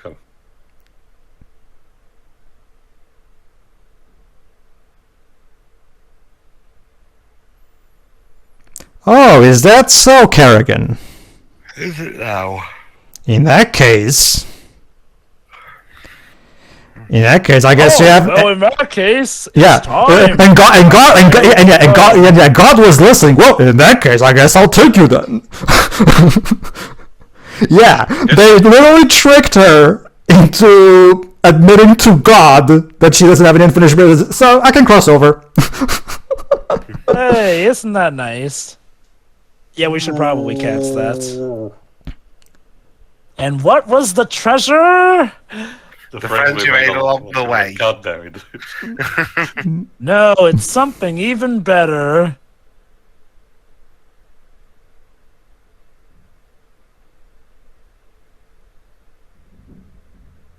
Okay, not for nothing, but that will be technically a high valuable piece that you can sell, so it technically can be worth Oh yeah, it is. I mean, Why is the movie treating it like it's nothing? I'm wondering if the joke is supposed to be that it actually is about a Oh treasure. god. And, Okay, yeah. this is the one effect I actually did not like about the movie. Bill Pullman's ghost. I don't know. It's like Otacon or something. Yeah, it kind of looks like Otacon, doesn't he? Oh my god, he If does. the Metal Gear Solid title continued, this would probably be the natural. There you go, Shiroi. If Otacon was a ghost, there you go. So yeah, it's at this point where we're saying that yes, the effects of becoming a ghost definitely do have a bit of a mental side effect. Sure, you feel younger than you ever have before, but yeah, you forget. kind of reverted to that of a frat boy, and yes, you forget. It basically removes your inhibition senses. So Which it's again like, is it's what like reverse is- Cyberman conversion. This is what I think they were getting with that, especially given that the uncles are definitely far gone, essentially. Yeah. But yeah, let's be honest. The real reason they have him die is just so that this will come up with a reason for us not to use the, rejuvenation potion on Casper, the friendly ghost, because, well, again, that would kind of suddenly not make this about a friendly ghost, but a friendly living boy. Yeah. Again, Casper, still, the though, friendly living boy, is not as, doesn't have that ring to it. So what you're saying, Jova, is that Casper will not become a real boy. So no. All my family is dead. What Well, the because- fuck do I do? Well, so yeah, Casper, being Casper, he nobly gives Dr. Harvey his place and sacrifices the one chance he has of coming alive and being with Kat so he can save her father. Again, gotta love how we don't even bother to believe that there might be, like a secret formula about how to replicate the liquid. To follow up on something Teo said a few minutes ago. Teo was talking about the pacing of the movie earlier, and this is exactly one of those aspects that I talk about. Okay, this scene would work better if there was actually some more slow build up to it, in the sense that we would have had a moment where Casper would even say, "Look, are you sure about this, Casper? Look, this is how it's." But the scene goes by too fast. Like the audience is not really given enough time to absorb the drama. Like The whole movie is kind of like this. I think 20 minutes was what we needed more. Let's be honest here. It's like I said before. The whole school stuff just wasted time that could have been spent better building up to these. Yeah. Speaking events of and which, all the we need thing. to resolve that still. what Jova said, yes. That's the major thing. Like this movie moves by way too fast, and as a result, none of these dramatic moments that could potentially be great because they're great ideas on paper, but they don't hold any weight because the movie just goes by them too fast. So basically, that mistake 9 years later. What are you talking about specifically? Series of unfortunate events that also had pacing that was way too fast. I guess Brad works better in TV. Okay, here's the difference. Series of Unfortunate Events was a fully good movie, at least. Like, yeah, its pacing issue was there, but it still fleshed out the main characters well enough across the board. What do you think, Shiroi?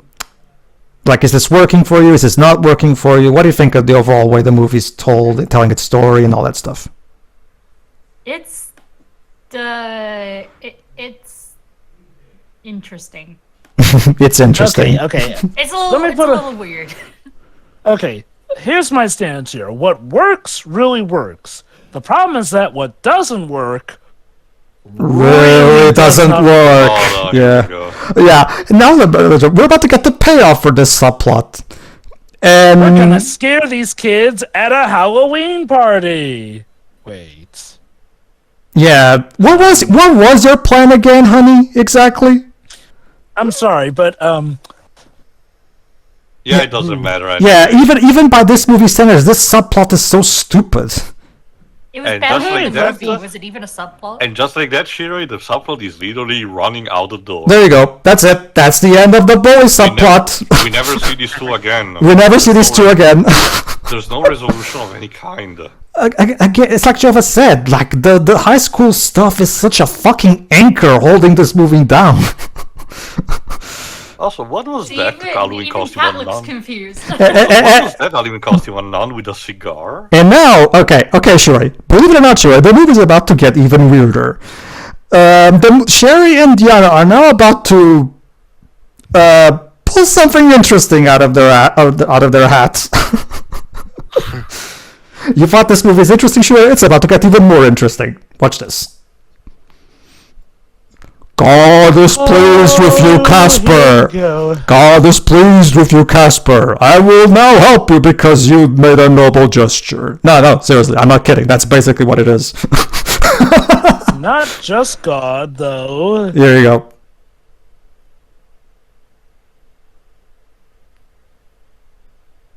Also, discount Julia Roberts. Basically. Yep, Amelia's back. Discount Julia Roberts, so this one's nice then. Yeah. Amy Brandon, man, I think. This was literally her second role. Yeah.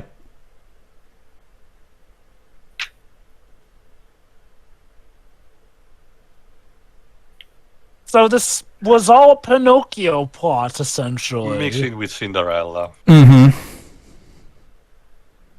Except Casper, so Casper does indeed become a real boy. But just for tonight. Oh, she literally says sort of a... Yeah.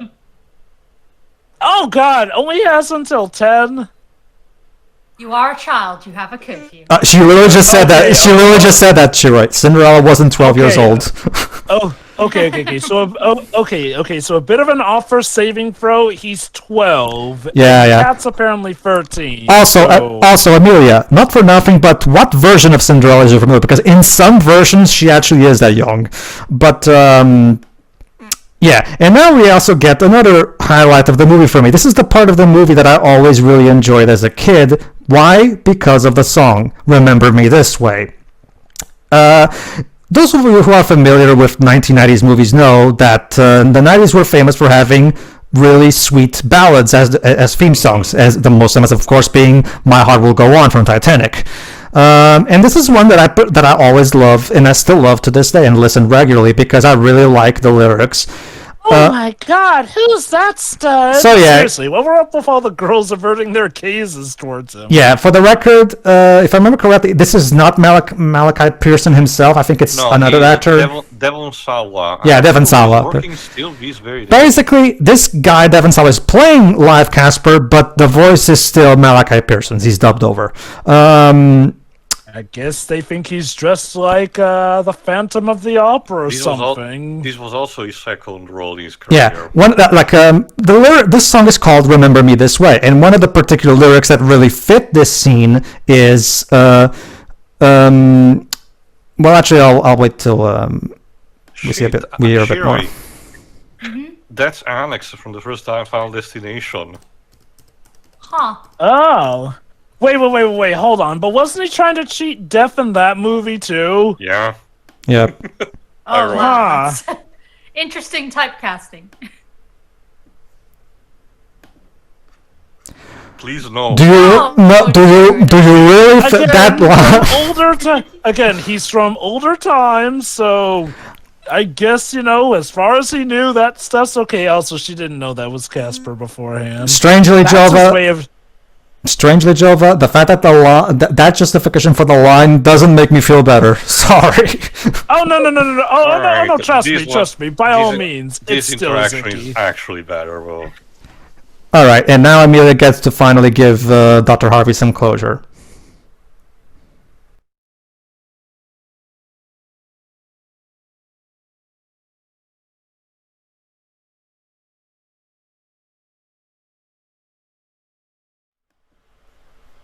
Hi. Hi.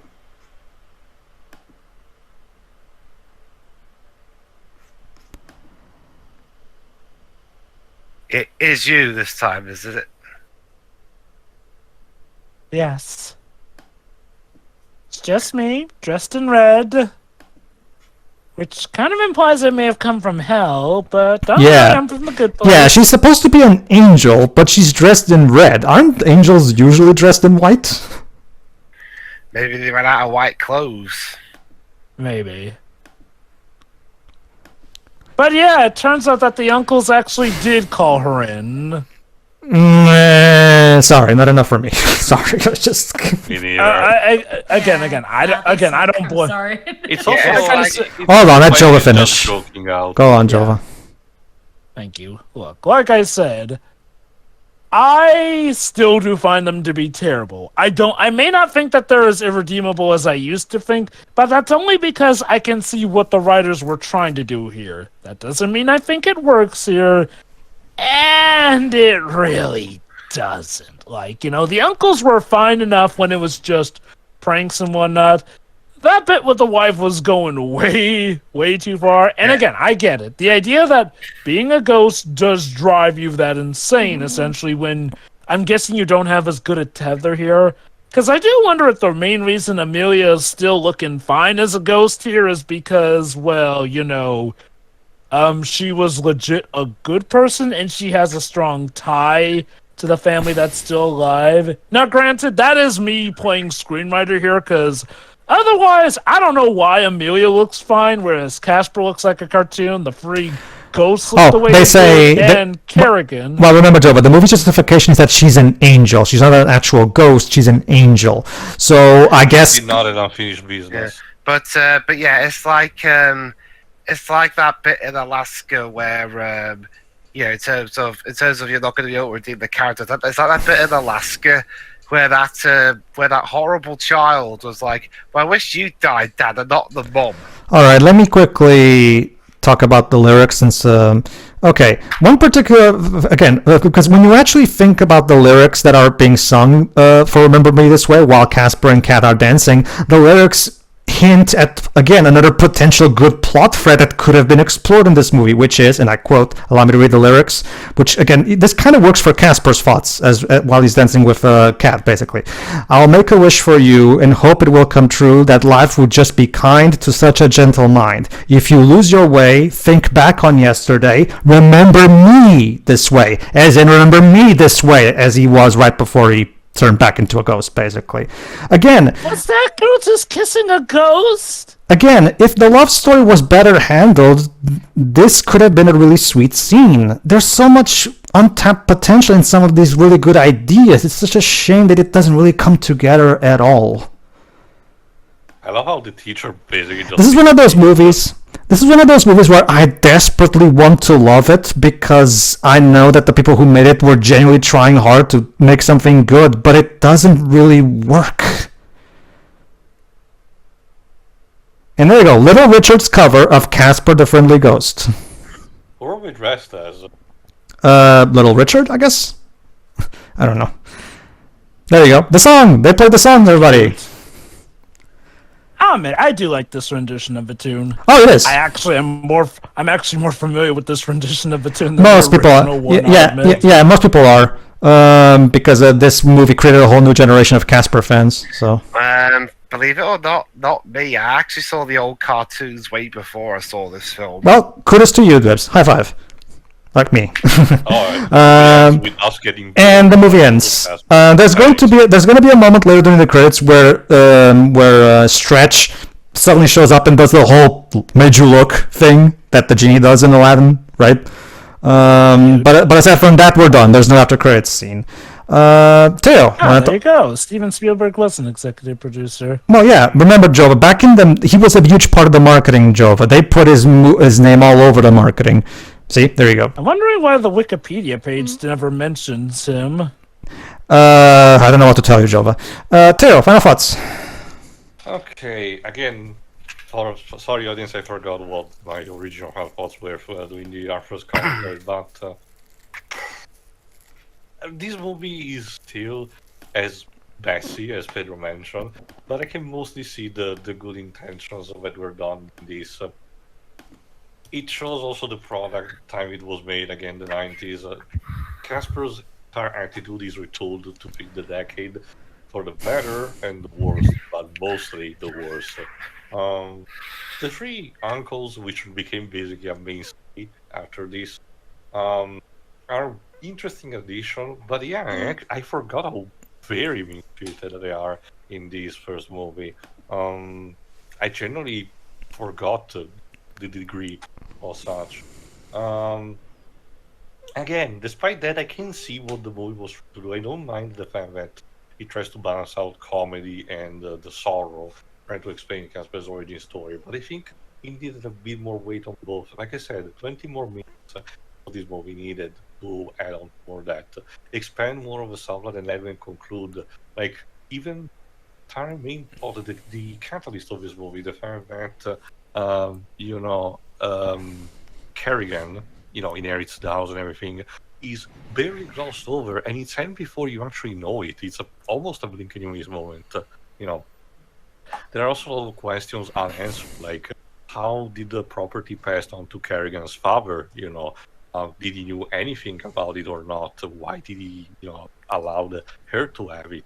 It feels like there's a lot of unanswered stuff that a sequel might have told, but sadly the prequels do not really do a good job in telling how Casper and the others got here in the first place.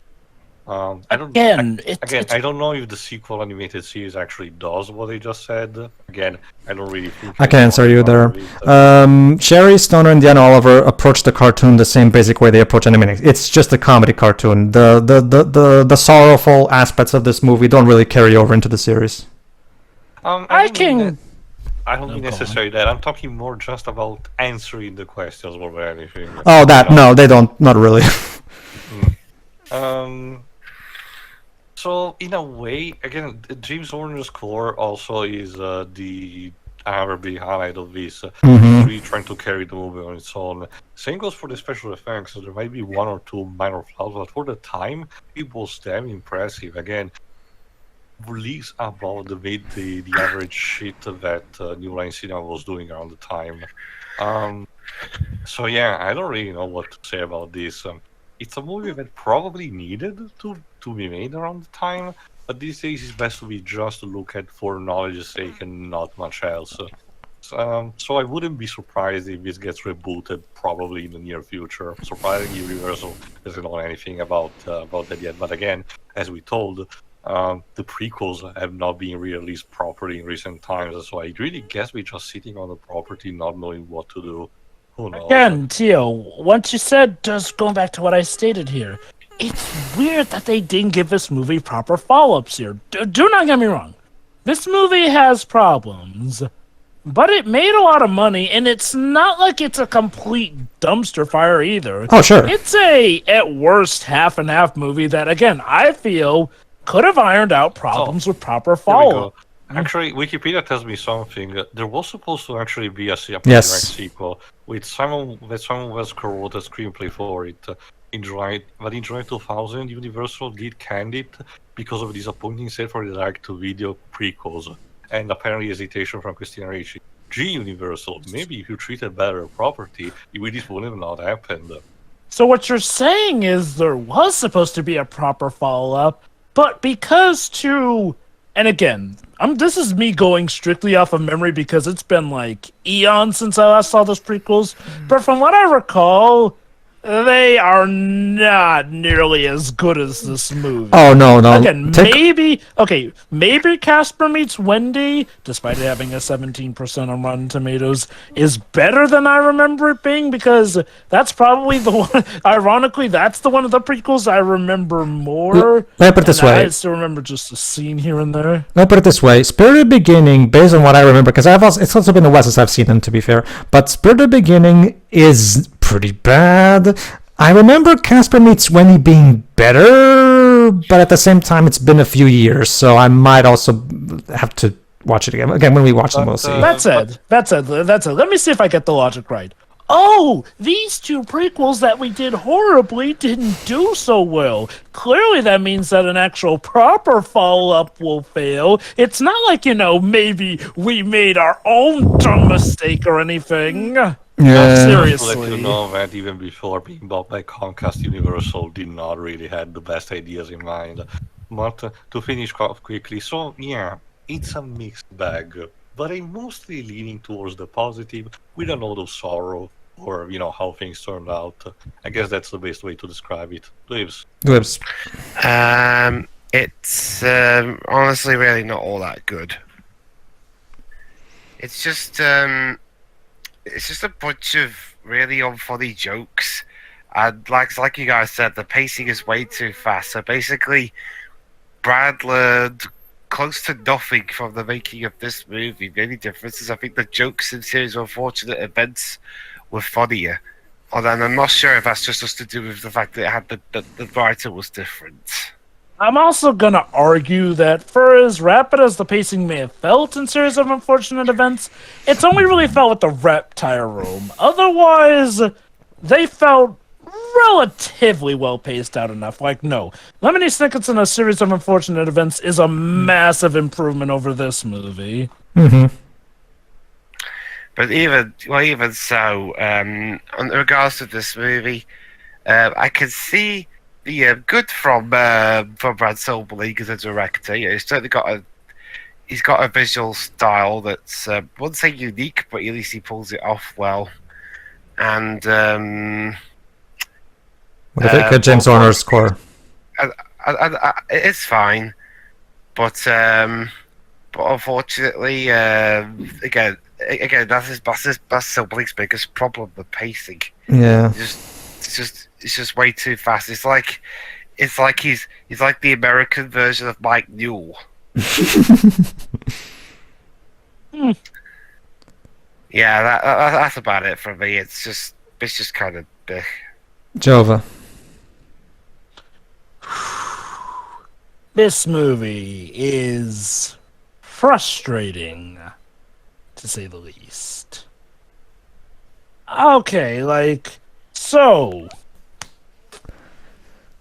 Again, I do feel like there was a very, very well-crafted team put behind this movie. Make no mistake, I do think that the people were well selected. And again, honestly, the actors, the scene people, the set designers, the directors, all those people I think did a great job with this movie. Definitely. That being said, this is one of those sad cases where the thing that brings this movie down is the writing first and foremost. Okay. Now, say what you will about the celebrity cameos. Sure, they come in a blitz here and there, but I feel like at worst, they're harmless. I do get how some just seem utterly nonsensical, but hey, I don't really feel like they actively hurt the movie per se, because they pretty much let up on them as soon as we've gotten to know the three uncles. Now, and you know what? The writing is not even all the problem here, because, like I mentioned, the writing has a lot of good points here. The relationship between Kat and her father, and how it definitely leaps over a lot of those dumb cliches, especially of the 90s here. Mm-hmm. Now, quite a few of the jokes do land here. And again, Casper himself, the main title character, is thankfully well handled in that regard. By the way, Jova. Character, they had some new stuff to him, yes. By the way, Jova, in that, since you really appreciate what they did with Kat and her father here, you're probably going to be disappointed by Spirited Beginning, then. If I recall correctly, doesn't have like a son who Yes, like, and here His with his father is dad played or by something. Stephen Guttenberg. and the relationship with that father, with his father, does indeed go for that cliche. Sorry. Again, the studio was so surprised that the prequels did bad that no, clearly it's just a sign that the well is poisoned instead of us just screwing stuff up on our own. Yeah. Oh god. I guess that's one way to mirror Disney in that regard. But no, back to my thing though, like, again, the frustrating thing is, I do feel like this movie could have worked. In fact, I would argue this movie partially does work. It is legit one of those cases where the stuff that works really works, but the stuff that doesn't work really doesn't work. And the big problem is that a lot of that starts and ends as soon as the uncles enter the picture here and there. They take up a good portion of the movie. So, yeah, their big story arc conclusion is that they become buddy buds with the father to the point where they can't even bear the thought of killing him and actually do go through with calling in Amelia. Which, okay, to be fair, I guess, explain the reason she comes back like that is that she's an angel. Despite being dressed in red like she literally came from Satan's cocktail party. Who knows? Maybe it was Halloween in heaven too at that point. I hope. Unless And the they just implication swap roles for the day. I don't know. unless the implication was that she actually did come from hell and she was actually a terrible mother in reality. That would be an interesting. She secretly kicked puppies. I don't know. That would be an interesting piece of extra lore to add to the Casper franchise. Go on. It would It's be. like, why are you dressed like you walk straight out of hell? Oh, that's not important, darling. that would be a funny twist. And again, to give the writers their credit, they do have a lot of funny bouts here. Like, in a lot of ways, this does feel like a pretty good attempt at a live-action Animaniacs bout here and there. Now, there are some more serious moments, which, to be fair, are also written well, too. The issue is that, due to certain stuff here, it doesn't feel like the serious stuff gets as much time in the oven as it should. Because, like I said before, I feel like everything involving the school, the dance party, and the bullies was pointless and took away time that probably could have been used to better facilitate the plot overall here. Yeah. Like, the movie kind of forgets about its two main antagonists, and it kind of takes a while to decide if they're actually antagonists or not, essentially. But I was wondering if yeah, I was no, the they only one who turn out felt to be. like that.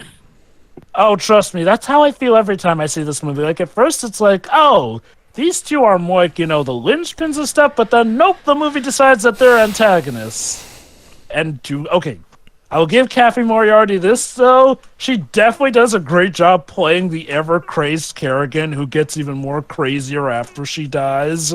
Not so fast, little man. The bitch is back. Like, I'm totally saving that I will line for say Casper this. meets Wendy.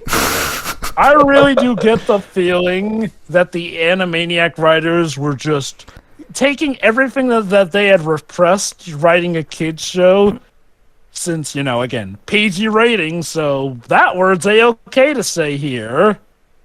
So, and they really cut loose, essentially. Mm-hmm. Now, again, where the movie does not always work is that some things are not explained the best, especially with Casper's attitude of, can I keep you, which kind of makes him seem a bit like a yandere when you get down to it. Holy smokes. It's not even just the line itself, it's also the way he delivers it. Can I keep you? He whispers it into her ear. Like, Real estate. to give you an idea, Vanessa's even less tolerant of this movie to me. She doesn't like this movie at all. She used to like it when she was a kid, as well as me. Like, but yeah, I'm still kind of okay with this movie. But my wife right now, she hates this movie. She absolutely hates that line. I can totally get people who used to like this movie definitely going on the full reversal. Because, okay, I do not think this is a fully bad movie. In fact, I dare say it's partially a good movie here. I'd say it's a movie that for the most part, has its head in the right places. The problems are the bouts where the movie doesn't have its head in the right place, and again, when the execution just isn't there. And I still am wondering if any of the scenes having to do with the school were executive mandated, because it feels like the movie itself tries to forget about it too. Yeah, remember, they kind of imply that Kat might have Vic as a love interest, but that's it. But aside from that original implication, nothing else happens. They never talk to each other again. They never acknowledged anything. It's so weird. Oh, this movie. Oh, boy. Okay, I'm gonna say this. I definitely have, ironically, a bit more of a positive opinion of this movie than I did when the first time we watched it, because I recall just hating this movie the first time we watched it. That being said, I will not blame anyone who hates this movie. Like, for all the good this movie has, it has a lot. Well, it has quite a bit of iffy stuff here and there.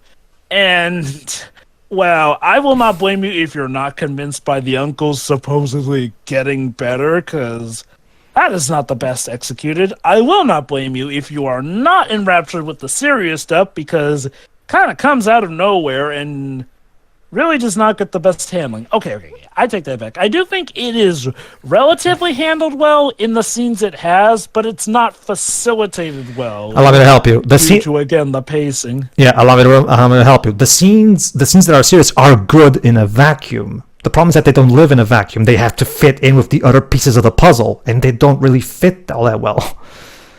Never mind, this is in the same movie about a scientist who literally just created God. Yeah. I mentioned that Casper's father literally basically became God and found out how to resurrect the dead. Like, and the movie doesn't and the movie treats that as if the characters just find an extra Twinkie in their pocket. Like. Yeah, like, I mean, it's just a thing that comes about as, oh yeah, my dad was an inventor working on this stuff, and I'm like, why didn't you bring that up prior? Yeah, that's a good question. How come Casper didn't use this up until this point? And then there's just the climax. Okay, now don't get me wrong, how they deal with Kerrigan is pretty cool, and I guess it's nice that we can assume Eric Idle at least survives since he doesn't come back as a ghost.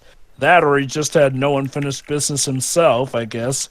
That being said, though, I just had to roll my eyes at how, of course, we have to use the resurrection potion on the dad instead, because gotta keep Casper the friendly ghost a ghost after all. Yeah, this is a movie full of like we could literally try and just replicate that potion or anything. Nope, just use it all right there and then. Yeah, I see what I mean. Like, despite the good intentions, the more you think about it, the more issues. Like I said, again, Casper never at any point thought, maybe I should use this machine to revive myself. And he never thought of this up to this point. Come on. This works in a full-fledged comedy, but the serious moments pull this from being a full-fledged comedy. Yeah. Like, this was legit a story about a grieving father trying to bring his son back to life, and by Jove, he could have succeeded if he just literally hadn't died before it had gone through. Which actually makes me wonder, did the dad not have unfinished business? I guess he thought, well, I made the way, but I didn't bring my son back, but I'm sure things will just work themselves out here, so there's my unfinished business. Bye! Like, seriously, if anything, shouldn't the father have been back as a ghost? Like, you would think I'm trying to resurrect my son from the dead would be kind of as unfinished business as you'd think it would be. Sherry, Diana, I love you, but you clearly should have given a bit more thought when you wrote this. Maybe it was more, Genie, we can't bring people back from the dead kind of thing. I don't know. Except we literally did that. Yeah, we literally did that, Sherry. Father back from the dead. Yeah. It doesn't work, Sherry. It just doesn't work. See, this is why you don't try to bring people back. See, this is why I want too much of a headache. See, this is why I wanted to do this movie for my birthday stuff, because again, it's such a fascinating piece to dissect, isn't it? It really is. And again, kudos to the two ladies. I can get that this was a bit of an ambitious project here. And like I said, I do feel like aspects of this movie work. In fact, look, if I were to count the stuff that works versus the stuff that didn't work, the stuff that works would probably be in the majority. But again, the stuff that does not work, it is so potent that it mars the experience here. And yeah, this movie is dated in some pretty bad ways too. Not gonna lie. Look. If you're fine with that, and if you're a big Casper fan, give this movie a watch. It does do justice by the character Casper here. Like, I will say this. If they had ruined Casper as a character, that would have definitely tipped this movie into just unwatchable garbage for me, but no. Thanks to Casper being on point and some of the humor working, I'd say this is still worth a watch here. And again, honestly, we could have had a pretty good franchise out of this, but it sounds like this movie got screwed to high heaven by those prequels, which we'll be looking at later on. Right after this, yes. You done? Yep. Okay, Shiroi. Your first time watching since you were a kid, right? Am I correct? Yes. So, Shiroi, how does the movie hold up after all these years? It's an interesting little, like, I wouldn't say mess.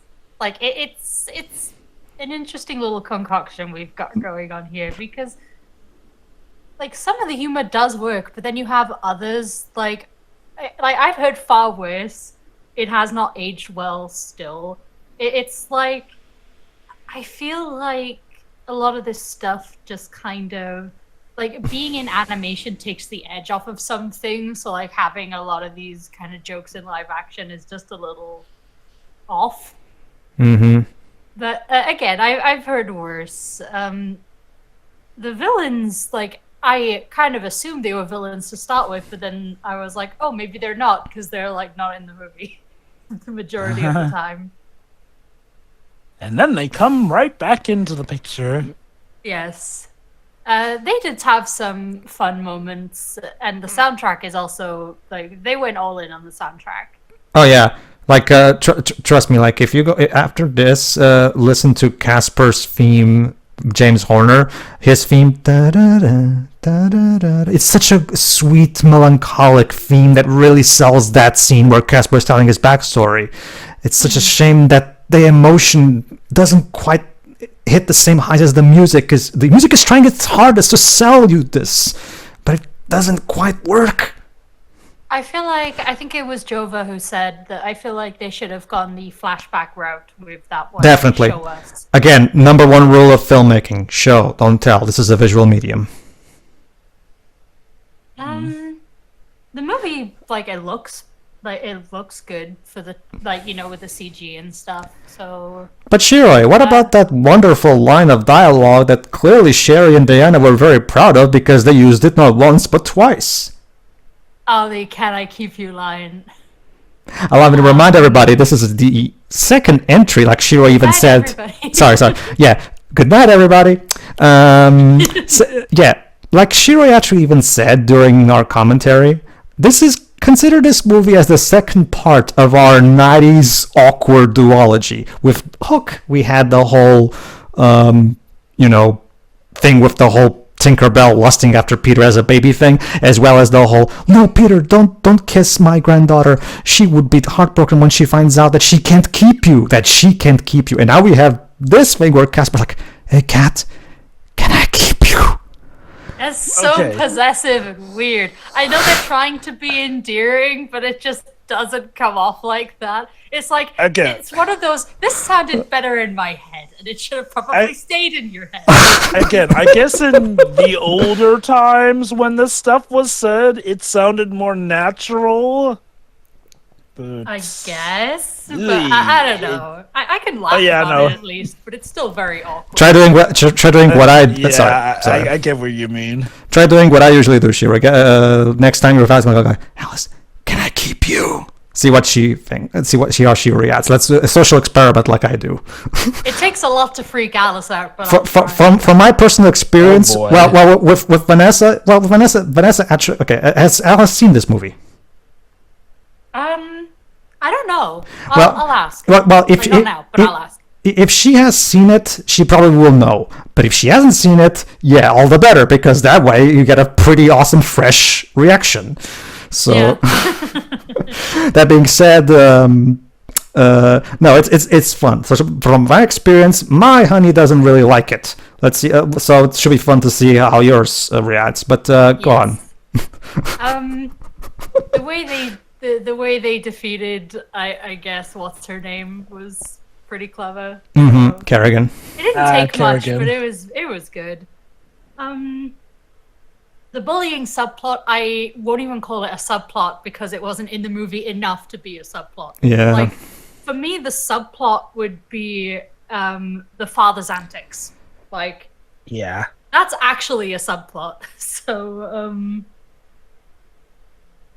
I think that's all I have to say about it, really. It was just an interesting little movie. Some things did work, others, not so much. Oh yeah, right. And, I think you didn't mention what you thought of the uncles. oh yeah, they're terrible. Like, I can't get behind, I can't get behind the gesture at the end. Because, yeah, they did it eventually, but also, they're garbage. And Again, honestly, I've said it before and I'll say it again. Just delete everything having to do with the school so we could have at least have strengthened this arc out better. yeah, I'll agree with that because the school stuff was pointless. Completely pointless. Yeah, it goes nowhere. I feel like the bully characters, I feel like they had less than 2 minutes of screen time, and that's being generous. Well, Shirai, if that helps you, the protagonist of the next movie we're doing, Casper as per the beginning, has good old traditional cliche 90s bullies, and they're definitely a focus. So, Oh, goody. great, isn't it? Well, as long as they get tortured throughout the movie, it's fine. They do get their comeuppance. I do think the comeuppance is not big enough, in my opinion, but again, we'll see. But yeah, that's it from me. All right. Casper. Okay, as someone who grew up watching, like Dwebs, I also grew up watching, I didn't read the strips, but I did watch the 1950s shorts that were made by Harvey Animation. As well as the 90s cartoon. There were also a couple of cartoons in the 90s, even before this movie. Yeah. Let me get started with the good stuff. James Horner's score is beautiful. I love the new Casper theme he came up with. It has that tragedy, and again, perfectly suiting that scene where he explains his backstory. The special effects have aged remarkably. The ghosts still look good to this day. I don't mind the father, honestly. The Teo seems to have a problem with the way Ghost Dad looked, but personally, I don't really see it. Teo's problem seems to be that the character design for both the dad and Kerrigan, that they have clothes, whereas none of the other it's inconsistent, but so were the ghosts in the original strips and cartoons, so I'm not too bothered by it. What else? Like Shirai said, there are some of the occasional clever moments, like the way they defeat Kerrigan. There's the occasional good joke here and there. But the movie does not really come together because the story tries to balance out a lot of stuff and it doesn't really fit. The subplot with the uncles is irritating as all hell. There's some really good ideas, like Casper's backstory, the relationship between Kat and her dad, but those plots, while good in concept, don't really get to be properly fleshed out because the movie goes by way too fast. Like Jova said, and Teo has also remove the fucking high school plot. It's just a fucking anchor that has no place being here. And focus more on these aspects. Like this movie should have been either like Jova said earlier, either a full-blown comedy or a more somber human drama. Like, it could have been really good if it focused on one of those two aspects. It could have been either a full-blown comedy like the original source material, or it could have actually been an interesting, more somber take on the material. But they tried to do both. Oh yeah, another good thing I forgot to say. Casper's characterization is pretty much 100% spot on. Can I keep you line aside? And I'm also not particularly a big fan of Casper being horny for a girl. I mean, I understand that, 12-year-old, all that shit, and blah, blah, blah. Yeah, I get the reason, but I don't know. It's just like, it feels so off base compared to OG Casper. I don't know. I guess your mileage may vary on that. Yeah, the fucking pacing is way too fast. The reason the emotional scenes don't have any weight, like I was saying, is because they go by way too fast. Suddenly the dad shows up. Oh, okay, that's okay. We can just use my thing so we can revive him. There you go. So Kat doesn't even get a proper chance to properly cry over the fact that her dad is dead. The fact that the dad died is nothing more than just a small inconvenience that gets solved rather quickly. Like, one of the major characters of the movie dies, and the movie just kind of treats it as a minor inconvenience. I'm sorry, but there's just something wrong here. Like, the movie feels like it's just going for beat, plot beat, next plot beat, but there's no proper tissue. There's nothing bridging each individual plot beat to transition things. Like, it's just thing happens, now this happens. You can, again, like, Sherry Stoner and Deanna Oliver are cartoon writers. This was, as far as I'm aware, their first time writing a proper movie with a proper story. And it shows. They're clearly out of their element. Clearly. Don't get me wrong. I wouldn't even say that they were out of their element, because they have shown bouts in the story where they can handle it. It's just that, again, the pacing Well, that has is off. Like, no. I do feel like I don't feel like they're out of their element per se, because no, they showed that they can handle it. It's just that something got mucked up in the process of compiling it all. Like, remember, like, as far as we're aware, there wasn't any kind of development trouble in this movie. What we see right here is indeed the full-blown realized vision of the filmmakers. As far as we're aware, and the movie itself doesn't even show any of that. It doesn't. Okay, you can make that argument that Joel made, where maybe the high school stuff is a executive mandate, but we have no evidence that that's the case. For all we know, maybe they put it in there really because they wanted. Like, again, it's all speculation at that point. As far as we're aware, what we're seeing is a full-fledged, uncompromised vision. So I don't know, like, again, it's one of those movies where you desperately want to love it because you can see the potential there. There is a great Casper movie in here. It's just buried under a lot of weird ass decisions on part of the writing. You know what I mean? Like, but like I said, there's some great potential, great stuff in here, but it's unfulfilled potential. It really is, like in the hands of a more of a better writer. Okay, let me rephrase that. In the hands of a more experienced writer, I think when it comes to writing movies, I think this could have really done really well. Like, I don't know, maybe get the guys who wrote Secret of NIMH or American Tail or something. Like, remember, this is Ablin Entertainment, the same production company that gave us American Tail. You could have gotten because maybe the writers from that movie, Steven, maybe? Because I don't think Sherry Stoner and Deanna Oliver were really the right people for this particular job. Jova disagrees, and that's fine, but I don't know. It's not so much that I outright disagree. Like, don't misunderstand. Like, well, maybe they weren't the right people for the job, but I don't think it was a wrong decision to choose them for this. Again, there were scenes that showed that they could have made this work. Now, granted, for whatever reasons or series of unfortunate events that led to this, it just did not work out in the end. Like, and to be fair, we've seen cases where sometimes somebody who was suited for the job just had an off one, essentially. And sometimes they do make up for it in a reboot or something that is handled much better, or a sequel, which, again, a sequel could have improved on stuff, but look, already ranted and raved about how the movie may have gotten cheated out of that. Again, Jova, the series that Sherry and Deanna went on to make after this takes place after the movie. The problem is that the way that the returning characters are characterized isn't even similar to, like, the more somber aspects of this movie are basically removed. It's clearly a full-fledged comedy cartoon, again, like the Animaniacs. I'm not too surprised. It's kind of like what the Beetlejuice cartoon did. That being said, Who knows? Maybe the show's good still. I haven't seen it. It's okay, but I will say it's definitely not. I would say that Cherry and Diana's best work is definitely still Animaniacs and Tiny Toons. Oh, yeah. Yeah. This is a movie that I grew up with as a kid, like I've said before. And yeah, the more time goes by, the more cracks it shows. It doesn't really hold up at all. Yeah,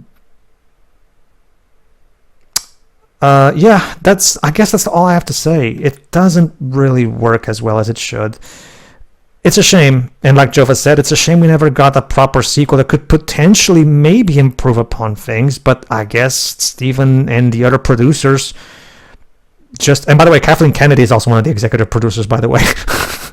Remember, a lot of other people remember this, but Kathleen Kennedy had produced a lot of shit back in these days. Oh yeah, she has produced a lot. I think she was one of the producers of E.T. even. Yeah, she was. Too. No, that's the thing, Joe. A lot of people don't remember, but Kathleen Kennedy's career spans back decades. She's older than you might think. Because when you look at her, especially when you look at her, she still looks like she's in her 40s. But no, the woman is like but the woman is in her 60s by this point. So that's kind of cool. Aged remarkably. Oh yeah. Although the backlash with Star Wars probably gave her a bit more gray hairs, probably. Possibly, yeah. Yeah. Okay, so yeah, that's Casper. else? No, that's pretty much it, Casper. But we're not done yet because how about this? Let's get this done. Let's go straight into the prequels, everybody. Because why not? We're going to have Let's see what killed this franchise. Well, this particular section of the franchise, anyway. Yes. Let's tune in next time for the prequel that tells the backstory of how Casper met his uncles. Not exactly something that I'm looking forward to seeing because I don't like those characters, but that's the plot they went with. Tune in next time for Casper. Let's see if miraculously it can somehow improve things or make them worse. Tune in next time, everybody, for Casper: A Spirited Beginning.